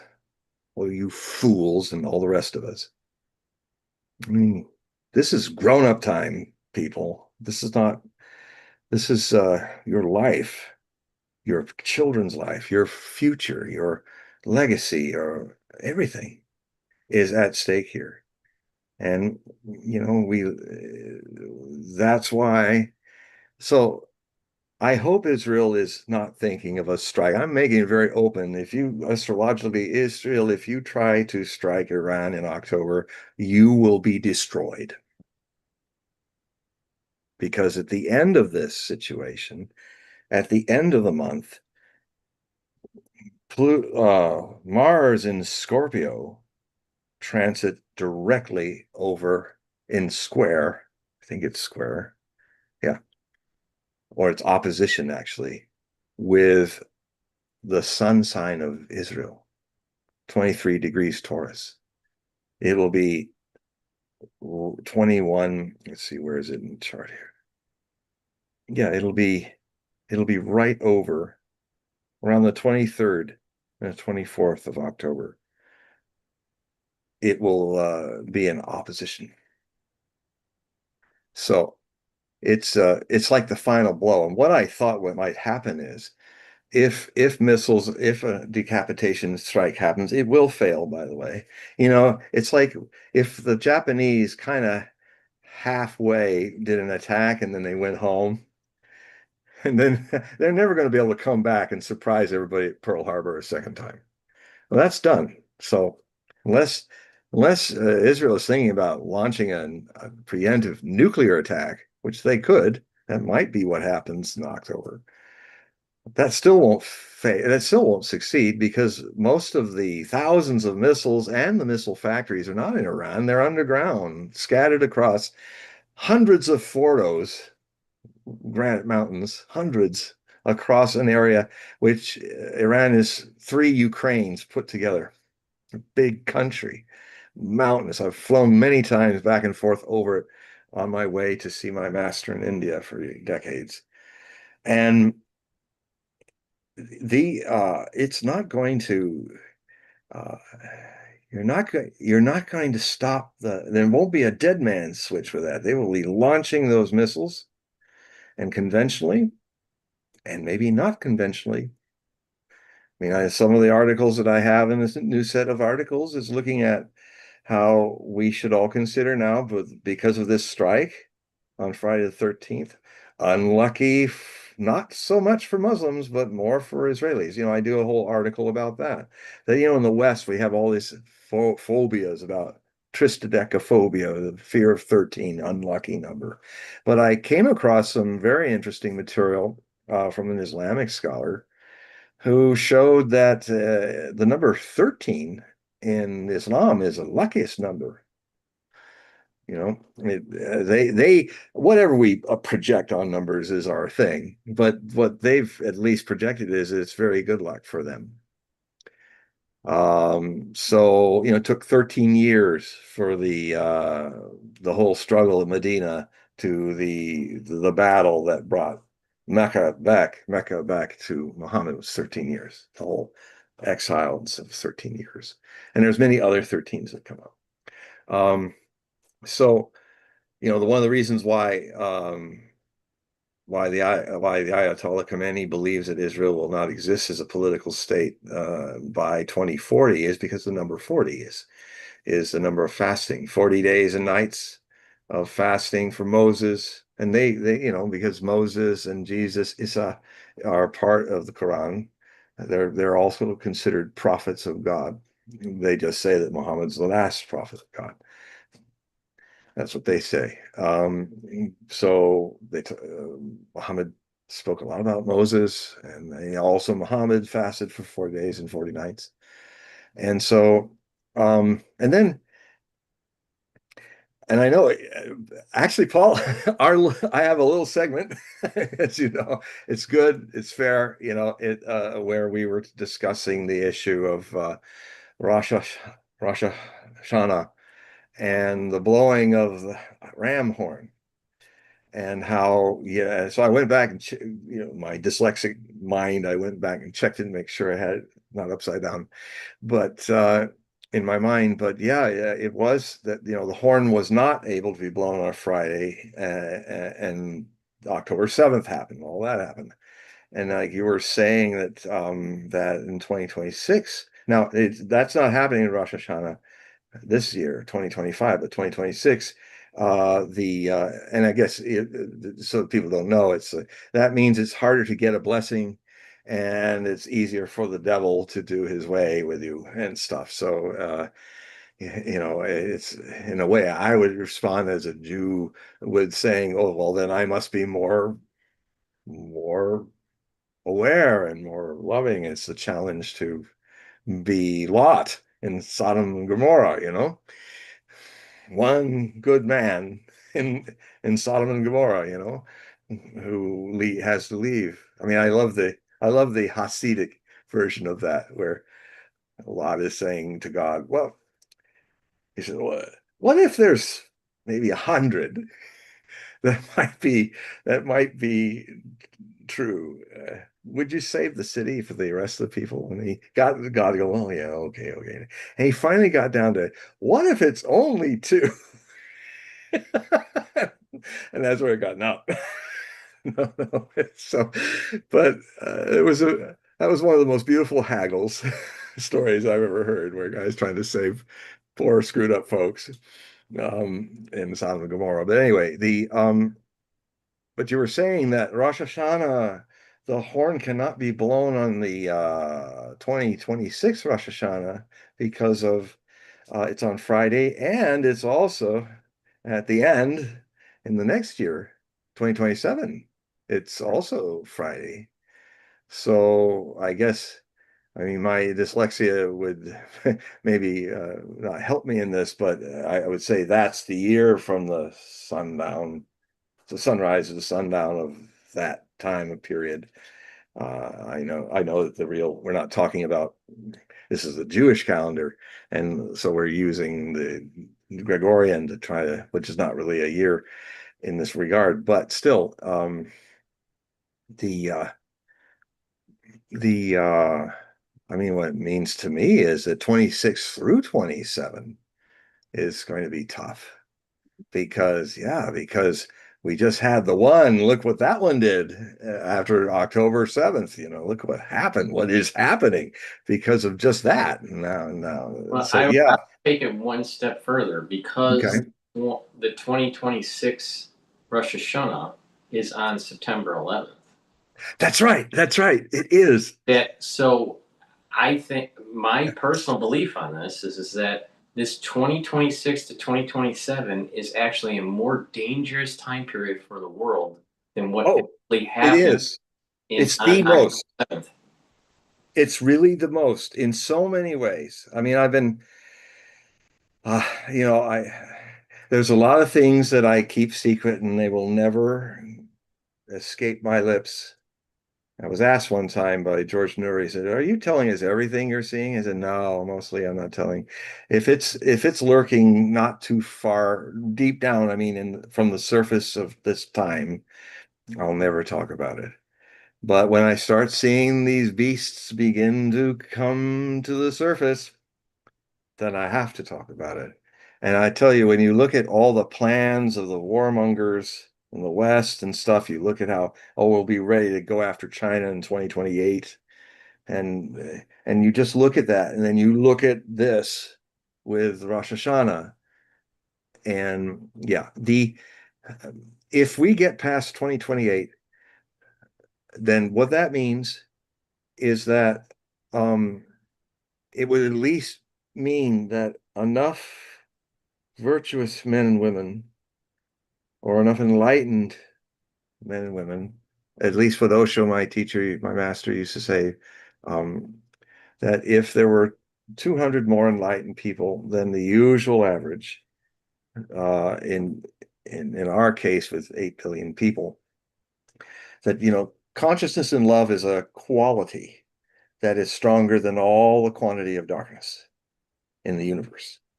So it doesn't need a lot of converts, very few, handful, but it takes a lot to get a handful because everybody has to transform one individual at a time. And so, well, of course, in our media savvy world, you could bring that message out to millions, and a lot of those lonely individuals will be realizing, oh, that's a message for me to light my candle and anybody else, so there's, in this time of troubles, there's also a lot more access to this information, and possibly to make people aware of these things. And like saying to as many as I can that the quality of your consciousness and love can be brighter than, and not snuffed out by all the darkness in the world. And there is the human race, as I see it, has reached a critical mass where it must evolve or start all over again, or go way, way back and start to get here again.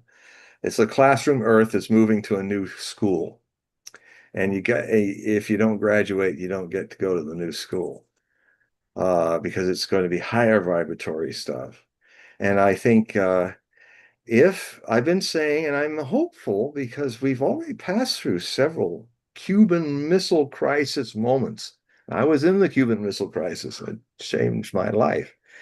And I mean, like I was saying about what Biden was doing at the end of his presidency, he literally, the Russians told him, well, what you're doing is you're firing missiles in Ukraine that your American officers are guiding to hit Russian targets. That means we're at war with you.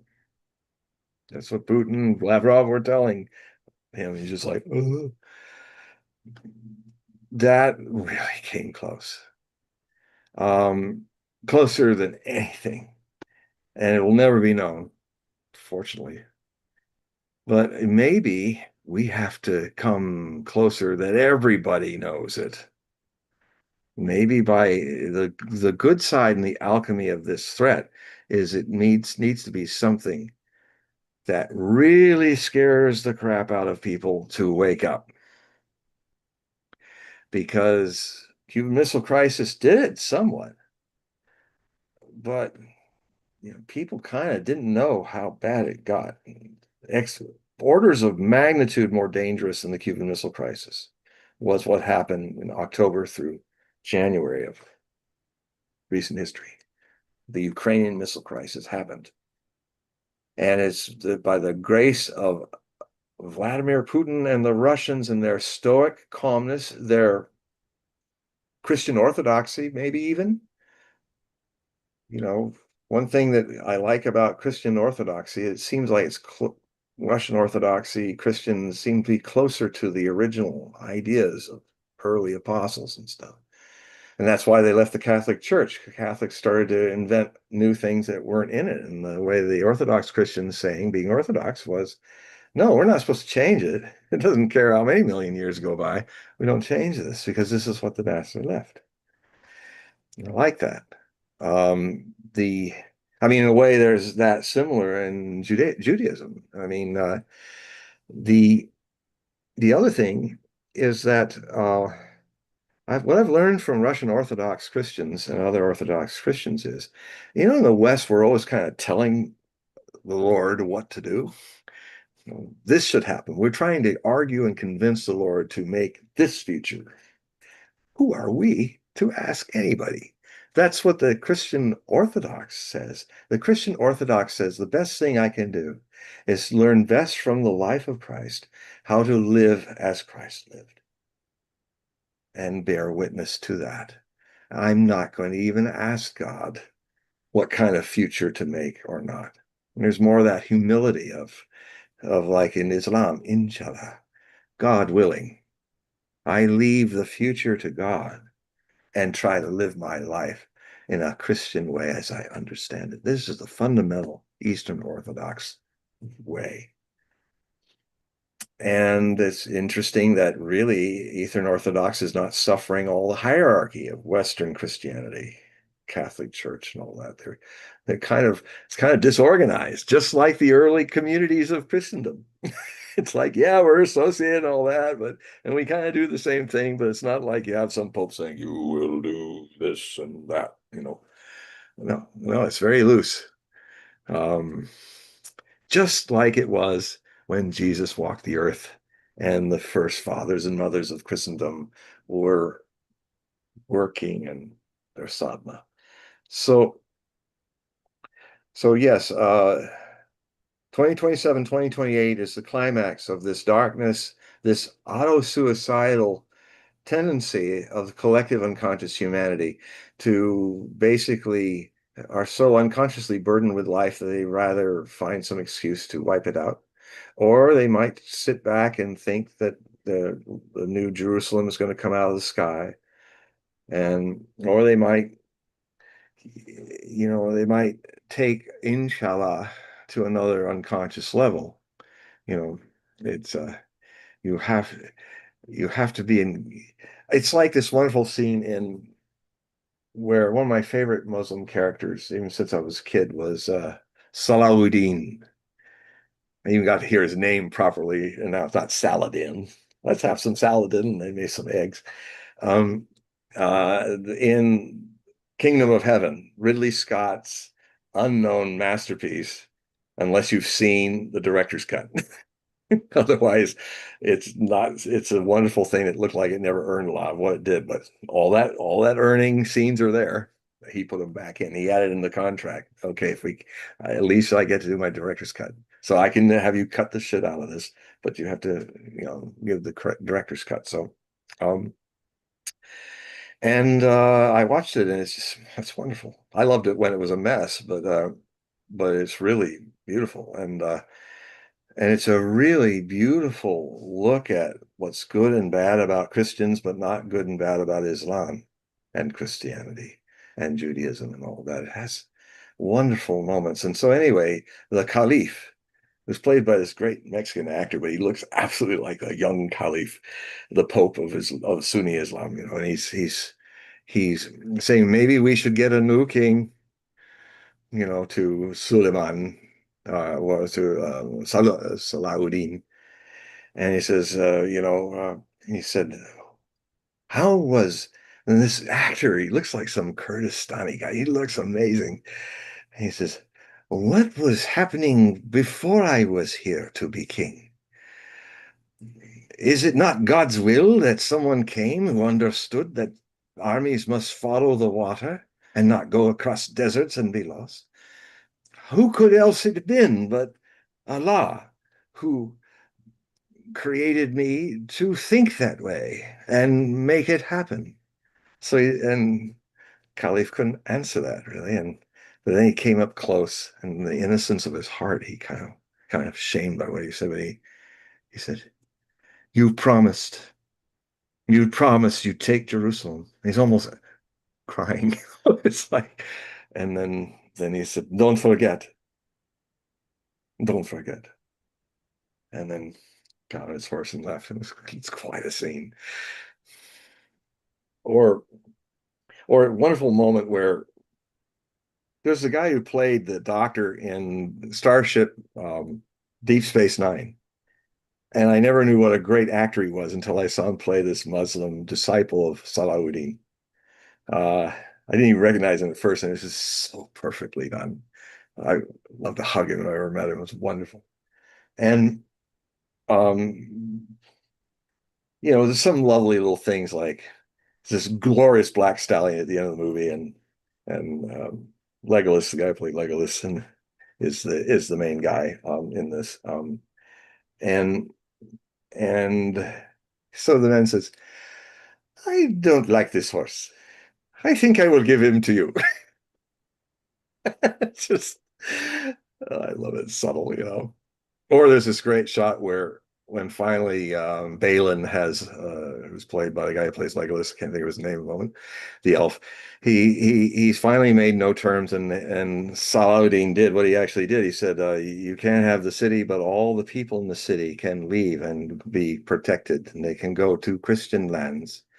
And so all the people were saved, Christians, Jews, everybody. And then suddenly Balin looks at him and says, was it worth it? Is Jerusalem worth it? What does it mean? What does Jerusalem mean? And then he turns around, Salahuddin, he turns around and he goes, nothing. And then he walks a little further and goes, everything. And Balin smiles. It's a great movie. If you haven't seen it, especially with all the scenes in it. Ava Green's fantastic in it. She's always fantastic in whatever she does. She's my favorite Bond girl. And that's saying something, because I also like Honor Blackman and Goldfinger and Diana Rigg and Her Majesty's Secret Service. Those are the three. The three graces. So any other questions or? No, we did have someone that wanted to ask a question with the mic, but they logged off, unfortunately. What? Oh, did they say what the question was? No, they didn't type it in. They just wanted the mic, and they were going to ask it live. but they left already. Ah, So, why don't we remind the audience on how they can support your work by going to the website? Just a reminder, in the description of this video and all the videos I do with John, you can click the links and that will take you to his website. But John, if you can describe how they can help support your work. yes, as I've been talking a lot and showing some things in some excerpts, I am putting together a massive, epic, one of my best Hogue prophecy reports. The most difficult literary children to raise often become the best literary children. This has been tough, this one, but I'm very proud of it, and it's covers a whole lot of surprising, unusual things. And the way I can keep doing this is that I need some of you to become subscribers. Um, in the alternative media, this is how we don't have the millions of dollars of the networks and things to play with and waste. All of us that are in the free press, the alternative media, rely solely on your generosity and your ability to give in whatever way you can. And the way I've set it up is that if you go to hogueprophesy.com, HOGUEPROPHECY.com, you will see the free samples, usually one or two complete articles of the 10, and then some free samples of segments of the others that are for subscribers only. And there are links there for two things. The first thing is when it makes the break from the free, you will find three options you can take to either a one-time, just for $5 or more, just read the complete Hogue Prophecy report that's just been released. Or you can do a 12-month for $60. It's $5, just $5 a month, or a little more if you can. And then there's also another way where you can go on to PayPal with automatic payments. So you make the payment and then it's automatically taken every month. And you can always go in and stop it when you don't want to read it anymore. So this is one way that you can help me keep to doing this, because this is a full-time job. Especially now with all the things that are happening. No time for me to go up a ladder and paint a house anymore. This is it. The other way is at the beginning of Hogue Prophecy website that you will see an offer to have a one-on-one reading on Zoom with me in the same office, same black Renaissance shirt, and it'll be one-on-one. And I use the Osho Zen Tarot deck. I do astrology. This is where you'll get me a free chart of your astrology. But I don't know if any of you have seen this beautiful Osho deck. This is Osho's signature, by the way. That's on each card's back. It means in classical Sanskrit, Sri Rajneesh Keparam, which means the Lord of the full moon gives you blessing. And so the woman who made these, was a friend of mine. She's a great artist, and she's married now. She's American, but she lives in Victoria in Australia, and she's married this amazing sculptor, and they sometimes blend their art forms together. It's quite remarkable. But these cards are wonderful. They're very beautiful. It's insight, you know, friendliness. These two trees are in the autumn of their life. So they've lived the full green, they've lived through the storms, and now they're at the end of the cycle of life. And it looks like they're together. But if you look deeper with more sensitive, opened eyes, they are not together at all. They're completely individual. They're just interacting so closely that you might mistake them to being one tree. And even their experiences, hers yellow leaves and his red, are mixed together. But One thing Osho used to say is in all stages of love, romantic love, between man and woman, often it starts romantic. It has a beautiful sexual phase. Then it becomes sexual, more psychological. And then it goes into other stages. And there are times when you are growing faster than your beloved, and then she is growing faster than you. But if people have a spiritual context to all their stages of love, they will know that part of loving the other is to help be available when these stages change, because they will change. And the way that often happens is Osho used to cite the beautiful poem by Khalil Gibran in The Prophet about aloneness, the lovers having to be alone, that lovers should be two pillars, that this attempt to try to get too close, leave your aloneness unbelittled. It's two alonenesses meeting.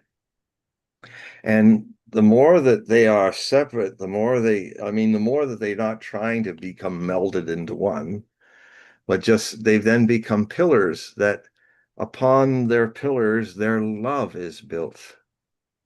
The roof of their love is built to shade them from hot sun and rain and these metaphorical ideas. But the one thing Osho said about love is that the highest form of love between two human beings is a state of friendliness. They've gone through all the ups and downs of being together, and then they come to a space where they are in the state of friendliness. And he says it's the highest form of love. And that's so that's just one of these cards, what it's trying to say. And of course, aloneness is also in this. This is the hermit in the major arcana right here. And what's beautiful about it is that you first look at him, and it's dark and it looks so alone. And he's this old guy with his staff, and there's nobody around. There's darkness, but notice how the whole sky is inside him, lighting his way. Some people just stop at the appearance. That's what I love about my beard. I find um, I find that I immediately know if people are not even skin deep if the beard stops them. And I go, wow, you're even more shallow. You can't even deal with my skin. You stop at my beard, so and then you really immediately get people who just take you for what's inside you, not to the way you look. So those are some examples. So you can do a reading with me. Just what you do is there's an email link. All you need to do is type Hogue reading, Hogue reading, or just reading. But it's better to put Hogue because I get hundreds of emails. I'm wide open on emails, so I don't miss anything. It means I get a lot of junk, but I don't miss important things. So in the forest of all those emails, I see that and so put that in, and I will immediately, as soon as I see it, I will send you the instructions and details and possible dates and what the reading costs and all of that. So it's a good time to start asking for readings, because once this labor of 7-8 weeks is over, I will have a lot more time to do readings in the next few weeks. So it's a really good time if you want to have a read with me to get in touch with me now, and we can start filling up August. And that's basically it. Well, just to remind the audience, the link is in the description of this video. Please click the link so you can sign up. So, John, we're reaching that hour where we need to end. Yeah, I thought it was going a bit too early, but that last little bit got us right up there. 2 minutes left. We actually have 2 minutes left. You want to take the individual that wanted the mic called back in? Oh, excellent. All right, so I'm so glad. Bari, I'll give you the mic here.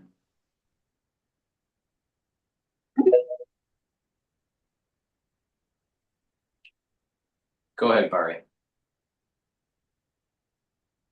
Hi, Barry. And he hasn't unmiked yet. Barry, unmic so you can ask your question.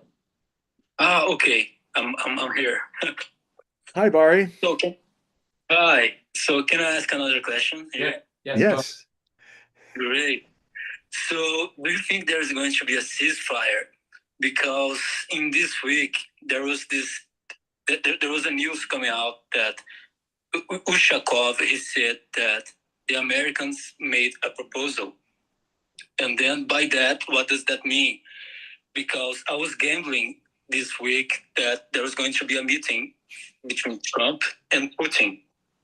And now it's another week, and there are a few markets in the gambling world that it's like about territory. So is there going to be a deal about territory or not?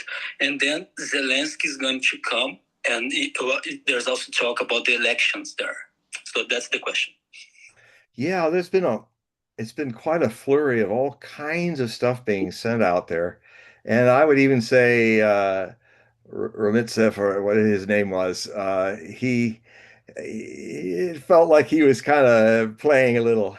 And for some effect, I don't know what exactly, not lying, but just, I mean, he was basically saying there was some opening for land trades, and then everybody just went to town on that. Oh, and then I was starting to hear people say, "Oh, that means Kherson, the part that's on the other side of the river, is not going to be that could be traded. Oh, it means Zaporozhye, the part that's on the Ukrainian side of the Dnieper River, that's not going to be traded."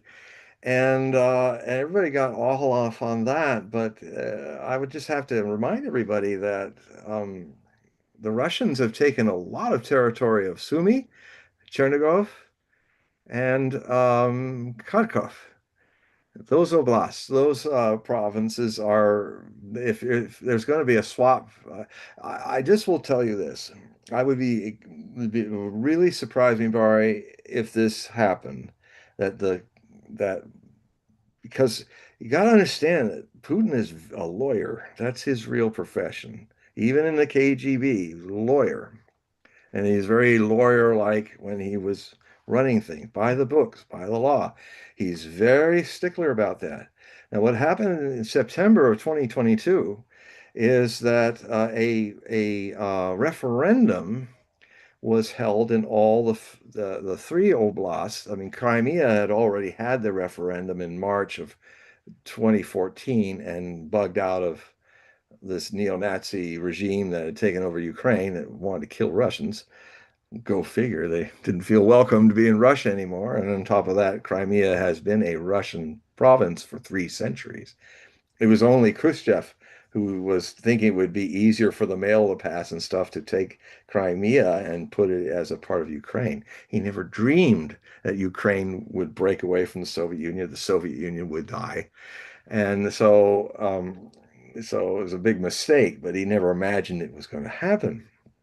So um, there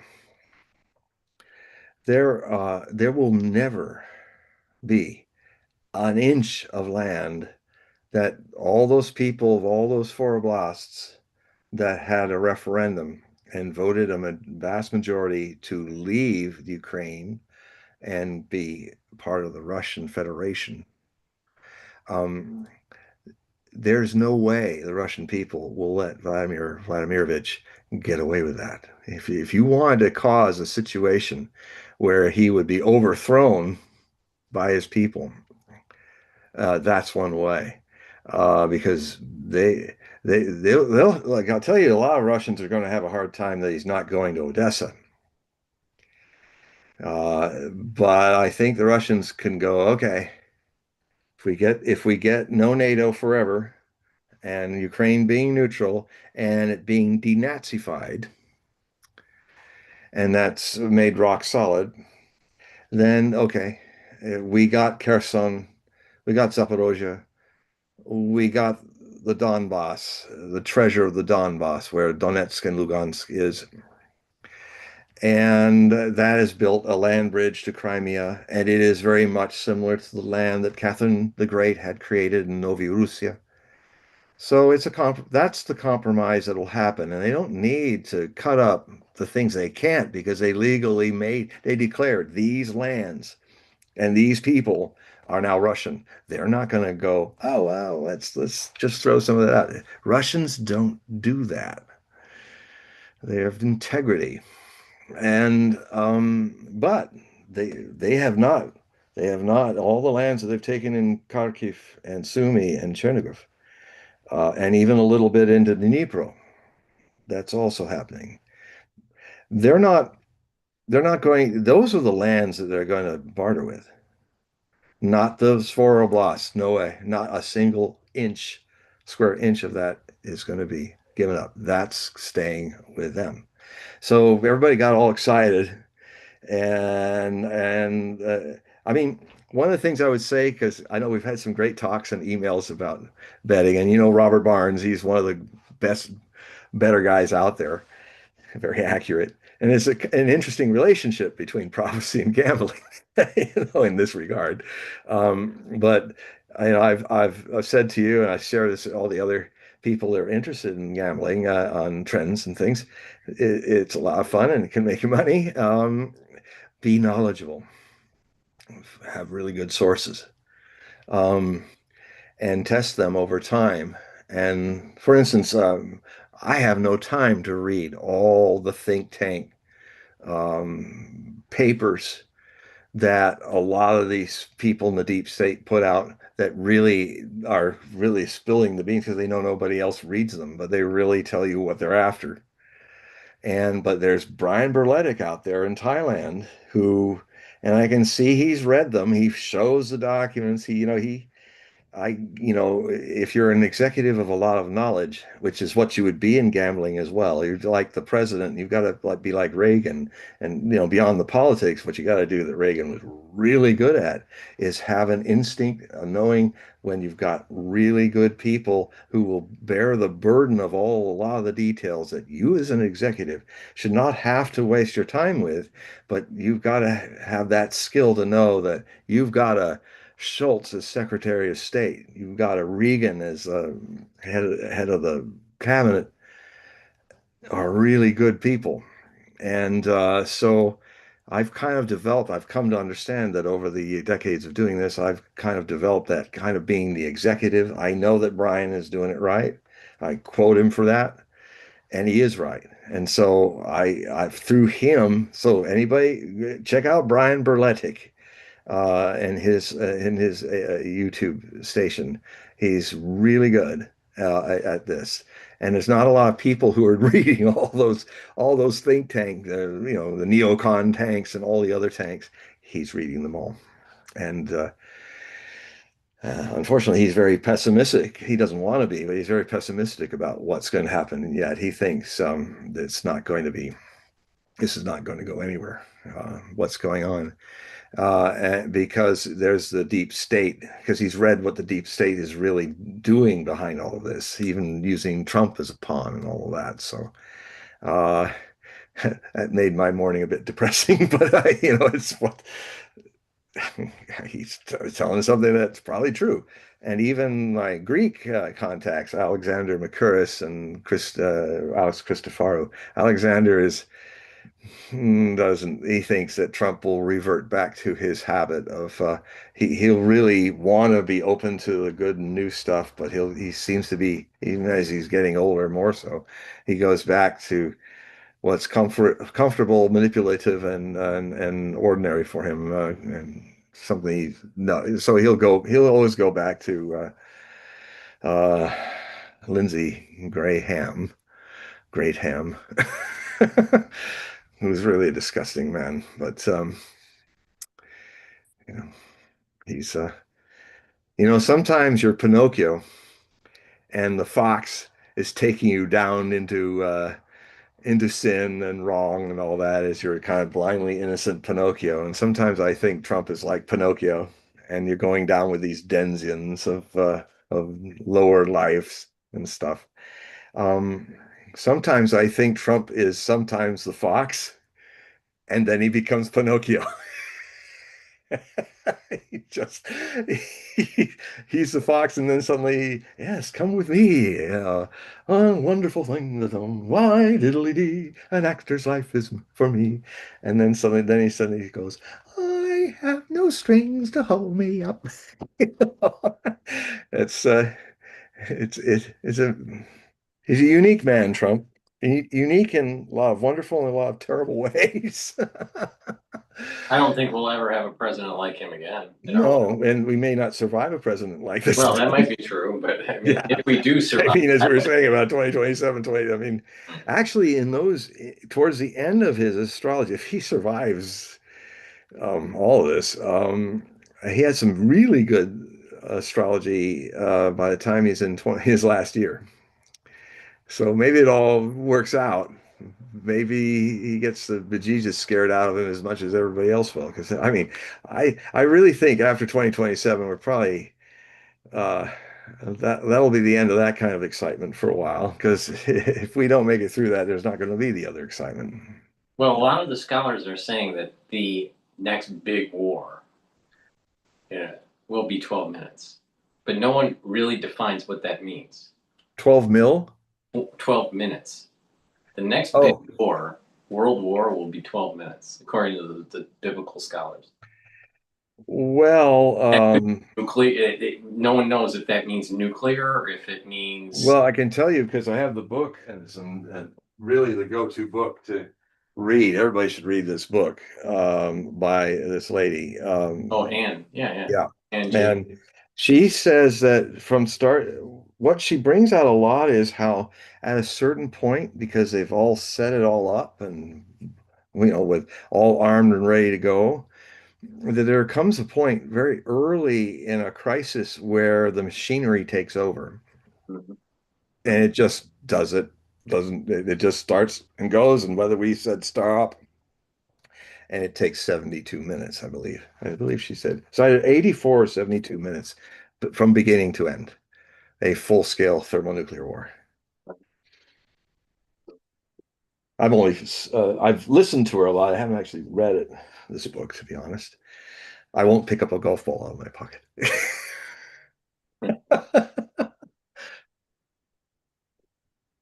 I haven't had time to read it page to No, page. I read the book. Yeah, It's actually pretty good.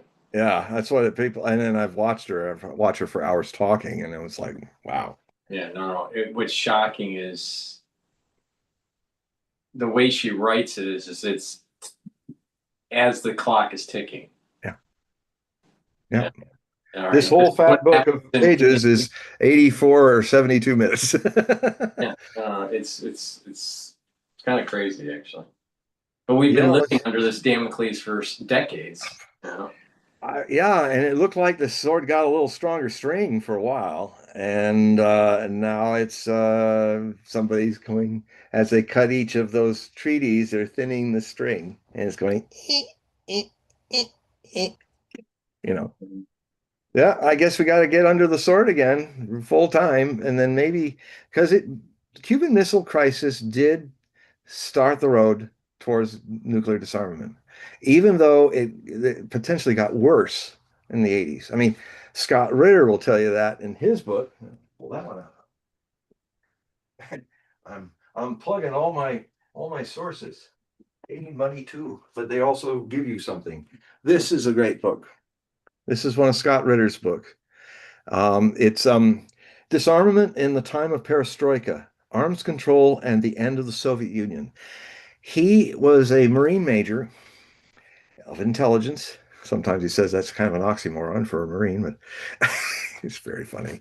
Um, and he said, and he ended up when the INF treaty, we're coming exactly back to the same place, and it's beyond dangerous, and it's even more dangerous than a lot of people know, is intermediate missiles. Back in the late 80s, the Pershing 1, 2, and 3, and the SS-20 and 21, I believe, on the Russian side, were basically intermediate range missiles. I think it was at least 1,600 of them, all on the west, all in the Germany and on the edges of Russia. And they were so fast and short ranged that there was no time. If somebody made a mistake and fired one, there was 4 minutes. I mean, this is the key why Russia is ready to go to war to the end in Ukraine. Because if NATO takes over Ukraine, they will place their missiles so close to Moscow that they won't even need the dead hand. As soon as they fly, there's not enough. And if while the heads of Russia are still alive in a few minutes, they'll push the button because they don't have time to know if it was a mistake or not, and they'll launch everything. So this is so insane that that's why we had millions of people demonstrating in London and all over the world. It was really people woke up. They're saying, "My God." And then they'd already seen the day after and threads, and which also helped people become aware of it. And they were made afraid of it, and that's good. Sometimes it's good to be afraid. Sometimes it's good to know that that smoke in your house, don't ignore it. Your house is about to burst into flames. So being afraid is good if it's the right fear, if it wakes you up. And people were waking up to the danger. And what happened is, Scott, they got the INF treaty signed. This is Reagan and Gorbachev signing it.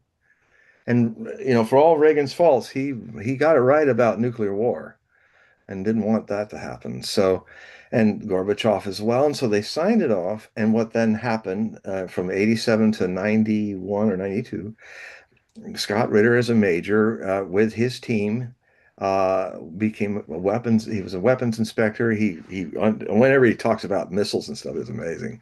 It's really like awesome. And so they went to one of the main missile silos while the Russian teams went to the American places where missiles were made, and they had to watch and see how that they were destroyed. And what happened was that this is the warheads too. The two entire classes of intermediate range missiles were utterly erased by the INF Treaty. S-20s of the Soviets and the Pershing 3 missiles. Now, Donald Trump in 2018, one day has a marvelous brain fart and says, I'm going to rip up the INF Treaty. And because he was told, he didn't say, well, you better verify this. They said that, well, that one of the missiles, the Iskanders that the Russians had, they said was not following the doctrine of what they should do. And then the Russians said, hey, no, come, as according to the treaty, come with your teams, check it out. Putin said, come and see. We're not doing that. And you can search anything because that's part of the treaty. He's a legal guy, he really is. And they said, no. And that just showed me that they didn't have anything. They were making it up because in Scott Ritter's time, they would have checked it. As Reagan famously said, trust, but verify. We don't have leaders that do that anymore. There are people who could lead like that, but they don't become leaders in this world. But anyway, so anyway, he goes in very great detail about how all that was done, and it's pertinent to our time because um, a couple of years ago, well, what happened when the INF Treaty was ripped up? The Russians decided that they would honor and stay with the treaty and not build intermediate range missiles. And what they did is they watched America very closely. And if the Americans showed that they were building intermediate range missiles again, then they'd start building their own. And that happened in 2023. The Americans started doing it. They placed their batteries in Denmark, not too far from Russia, certainly close to Kaliningrad. Everybody's thinking they can take. And then the Russians started to create the Orezhnik, which is a missile that is a whole new creature. It's not nuclear. It's a kinetic weapon. It can it can travel at, it descends with its warheads, 36 warheads in 6 pods with heavy metallic fiber, kind of something heavy and metallic that racing at Mach 10, hitting the ground will turn everything into dust. And there was this huge factory, one of the largest buildings in the world. I think it's even sprawling more than the Boeing building across the water from me. This huge place in Dnipro had a subterranean missile factory. So what the Oreshnik did is they flew it off from near Astrakhan, and within a few minutes, hypersonic, it came down, it released its cone, and then there's these 30, like hazelnuts. They're like ganglia. That's why they call it the Oreshnik is hazel, as in hazelnuts. And the hazel flowers look just like these things coming out of it. And what would then happen is, and they direct themselves automatically to targets. And I have it in my Hogue prophecy reports. I mean, the CCTV cameras were showing these brighter than bright. Talk about biblical in 12 minutes. These things were coming out down like in twos, like woof, woof, woof, woof, and it's like bright as the sun in the blackness of the night, coming out of a low overcast. You can see the glow coming in. It's like woof, woof, woof. And then I have the recording of what it sounded like. The nastiest sound I've ever heard. It was bright as lightning and roared like a lion thunder. It was terrifying, and it was roaring all over the city. Now, what happened is you didn't see much happen. You just all these little neat little flamed holes came into the whole structure, and the building still stood. And a lot of at first people were saying, it was just bogus. It was a big show. They were dummy warheads. And of course, then the pressure was, well, let's show it. I mean, if this was a phony false flag, God, the Ukrainian propaganda people should be all over it like honey, with flies and honey, or bees. Sorry, bees. Uh, and what other people were saying is that, yeah, there were neat little holes in the roofs, but they went in. The underground factory was turned to dust. There's nothing left. And I'm thinking that must be so because it could be, if something that terrible could be refuted, it would have been refuted. It does not help Ukraine not to say, the Russians are full of it. Say it, prove it. But to this day, nobody gets to go into that place. It's locked away. So something terrible must have happened that was coming in at Mach 10. And now they've been building Oreshniks in the factory lines now for at least 6 months, or maybe even a year now. So I would imagine there are a few hundred of them. If they make 36 a month, and now they're deploying them. But the Americans started in first. But they won't be nuclear intermediate range missiles. But what could happen, because the Oreshnik is not atomic, it's not covered by any of these treaties. And one thing that could happen, giving a scenario, is that if Merz, the new dummy chancellor, even dumber than the last guy, Scholz, of Germany, he has Taurus cruise missiles that he wants to give to the Russians, the Ukrainians. And like the stuff the Americans were doing during the last missile crisis, they are piloted by NATO officers, American officers, in that case, German officers. And the Ukrainian can push the button and launch it, point it, but it's guided by satellites and other things by German officers. And remember, there's another element to this. This will be the first time weapons of Germany are flying over Russian airspace. Last time they did that in 1941 to 1945, they killed 27.5 million Soviet citizens. Russians don't forget that. That was almost like a loss of life that you'd have in a small nuclear war. It's more people that died in World War I by 7.5 million. It's more people than died in the First World War, just in one front. Anyway, he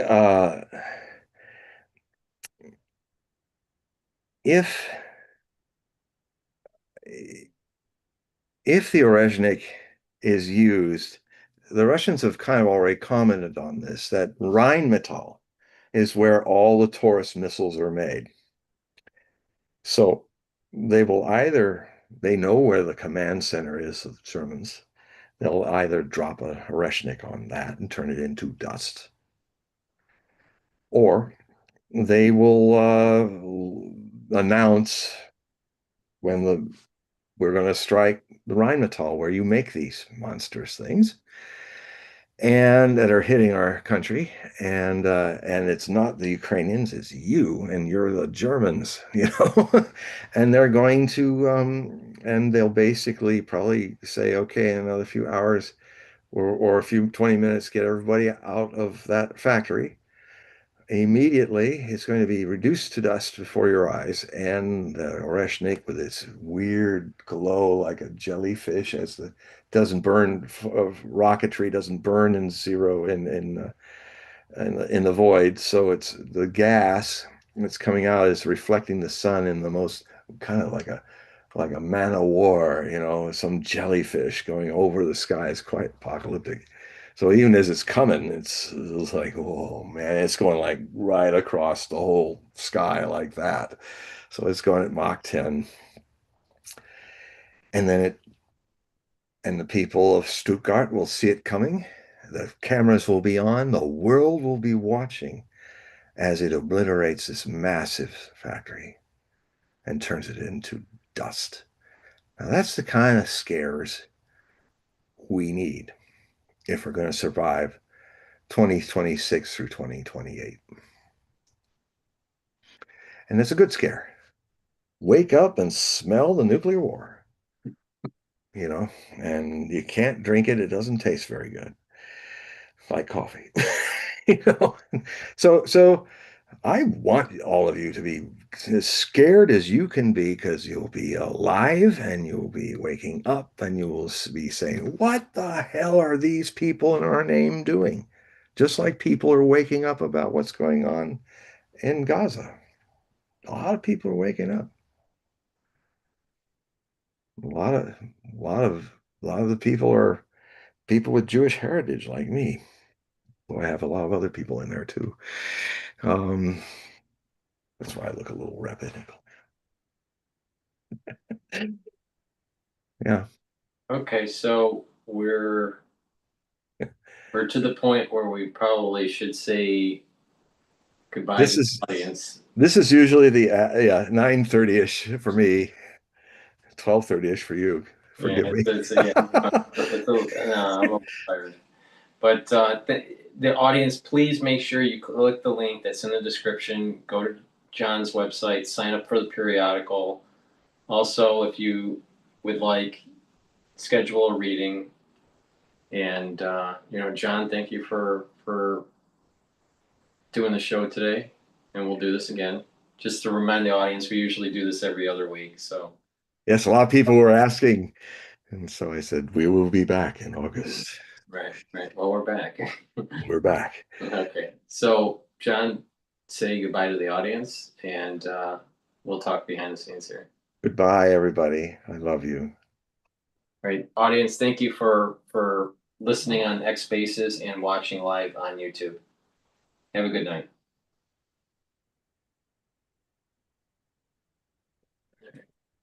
John, just stay there while I